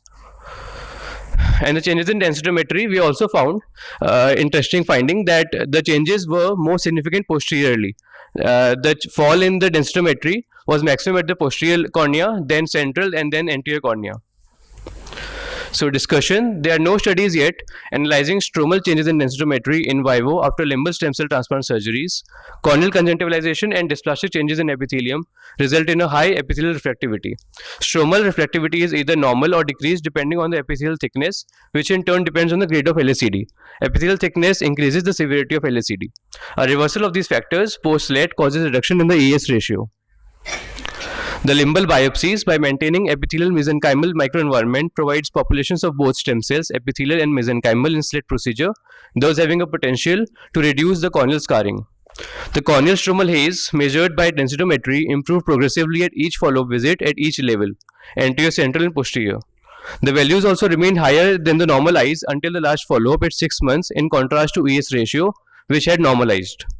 This suggests that there is near epithelial recovery in early post-operative course with residual stromal scarring. Whether stromal changes are ongoing and or continued, or they stop there, they need to be ascertained with a longer follow-up period. Further improvement in stromal densitometry values were more pronounced in the posterior stroma compared to the rest of the cornea. This could imply that stromal scar due to direct injury in the anterior stroma is either less amenable or slower to remodeling than the posterior stromal haze, which undergoes more quickly and earlier. So, a trend of normal corneal epithelialization exists in eyes undergoing slit. Early results also demonstrate objective evidence of corneal stromal clearing on densitometry after slit, which warrants further research with a larger sample size and a longer follow-up period. Thank you. Thank you for nice presentation. Have you tried to correlate with the clinical condition, like whatever querying happening? You're telling about the densitometry, all these things. Yes, what sir. about disease pattern? Which disease? So we took only one disease, so have similar preoperative period, chemical injury unilateral. No other conditions? No, sir. Only chemical injury unilateral. So that we could do autologous slit in similar conditions. So we have the last presentation, which was the first, yes, the change of co-author. Dr. Weber, who is presenting on clinical profile of patients with ocular sequelae secondary to SJS. वो allow हो गया with marks. Co-author. Yeah. So, good afternoon, everyone. So, I'll be presenting on the topic clinical profile of patients with ocular sequelae secondary to Stevens-Johnson syndrome. So, SJS is a rare autoimmune blistering disorder. Ocular involvement is one of the commonest organ involved in SJS, and significant percentage who experience ocular involvement in acute phase develop chronic complications. Majority of patients presenting to the outpatient department have never received topical steroids or any amniotic membrane grafting in the acute phase. These are the classical features which we know. There is posterior migration of mucocutaneous junction, leukomatous vascularized opacity, lid margin keratinization, symblepharon, a dermalized conjunctiva. The patients may present to the EMR with desmetocele. A classical point which we need to take care is about the localized superficial punctate keratitis, which has to be seen, which plays an important role in managing the patient further. So the management options in acute phase include topical steroids and acute and amniotic membrane grafting. In the chronic phase, it includes mucous membrane graft, scleral lenses, and keratoprosthesis. The study was to describe the clinical profile of patients who presented with chronic ocular sequelae of SJS to a tertiary eye care center. It was a retrospective chart review which included all the patients with a clinical diagnosis of SJS who presented to the OPD from February 2016 to July 2021 to LV Prasad Eye Institute, Hyderabad. The diagnosis of SJS was confirmed on medical and clinical history. Electronic medical records were seen and following data was included: the age at presentation, gender, the duration from acute SJS to presentation to the hospital, initial and final best corrected visual acuity, previous surgeries if any, and causes of SJS. The data was analyzed with Microsoft Excel 2019. The parametric data was expressed with a mean plus minus standard deviation, and the non-parametric data was expressed in median. About 2,854 eyes of 1,472 patients were included. The median age at presentation was 29 years. 52% were females. The median duration between acute SJS and presentation to the OPD was 4 years. The median duration of follow-up was 6.7 months. About 78% patients were adults. The presenting visual acuity was more than 20 by 400 in only 43% of patients. 26% patients who presented to the OPD were unilaterally blind, and 31% were bilaterally blind, showing a significant morbidity at the stage of presentation. Drug intake was the commonest etiology causing SJS. Only 9% patient we could find the actual drug which was causing the SJS. It was sulfonamide. In vast majority of patient, the causative drug was unknown. About 388 eyes underwent a lid procedure before presentation, about 198 corneal procedure, and in 134 eyes, lid and corneal procedures both were performed. The commonest corneal signs was corneal scar and vascularization, followed by superficial punctate keratitis. About 20% patients had LSCD, and fortunately only 2% presented with a perforation to the emergency. The commonest lid sign was lid margin keratinization, followed by trichiasis, dystichiasis, and entropion. In about 1,046 patients had symblepharon at presentation, and about 561 patients already had conjunctival keratinization. 37% patients underwent mucous membrane grafting, 34% patients were managed medically, and we dispensed scleral lenses for about 26%. Fortunately, only 3% required keratoprosthesis. So SJS is a rare disease affecting 0.4 to 7 cases per million population. This is a global data. In India, the incidence is much higher. One of the studies shows that 19.5% of hospitalized patients with cutaneous adverse reaction were diagnosed with SJS. The most common etiology was drug intake, out of which sulfonamide was the most common. The primary goal in an acute SJS patient is saving the life. That's why ocular management is generally missed. Early amniotic membrane transplant in acute phase can reduce the severity of chronic sequelae significantly. Studies have been done in the more than past decade, but still this is very uncommon to see. In the study by Shanbag et al., they reported that 99% patients who presented to the OPD never underwent amniotic membrane transplant in the acute phase. The same paper showed the natural history of lid-related keratopathy in these patients. The visual acuity reduced from 20/80 at presentation to 20/500 at about 10 years. They also observed that the patient who received conservative treatment, there was a progressive decline in the treatment. So among the management options, mucous membrane grafting directly eliminates the eyelid pathology. Prose lenses act as a physical barrier and also give nourishment, but the combination works the best. In the study, this graph shows that the maximum visual acuity, the gain in visual acuity was seen with patients who underwent both MMG and were using Prose lenses. In the end-stage corneal disease, the options depend upon the Schirmer's status of the eye. If the patient has a wet eye, we can perform an allo-slit, but if the Schirmer's is less, we can go for a Boston type 1 keratoprosthesis.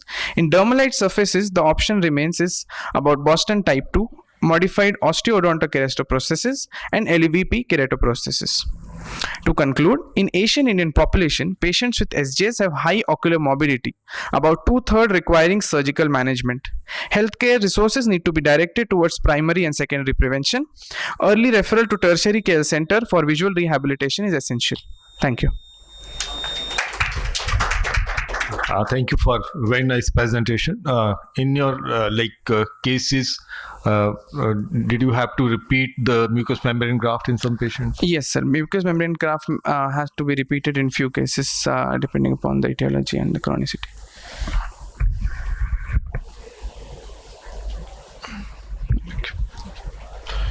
Thank you.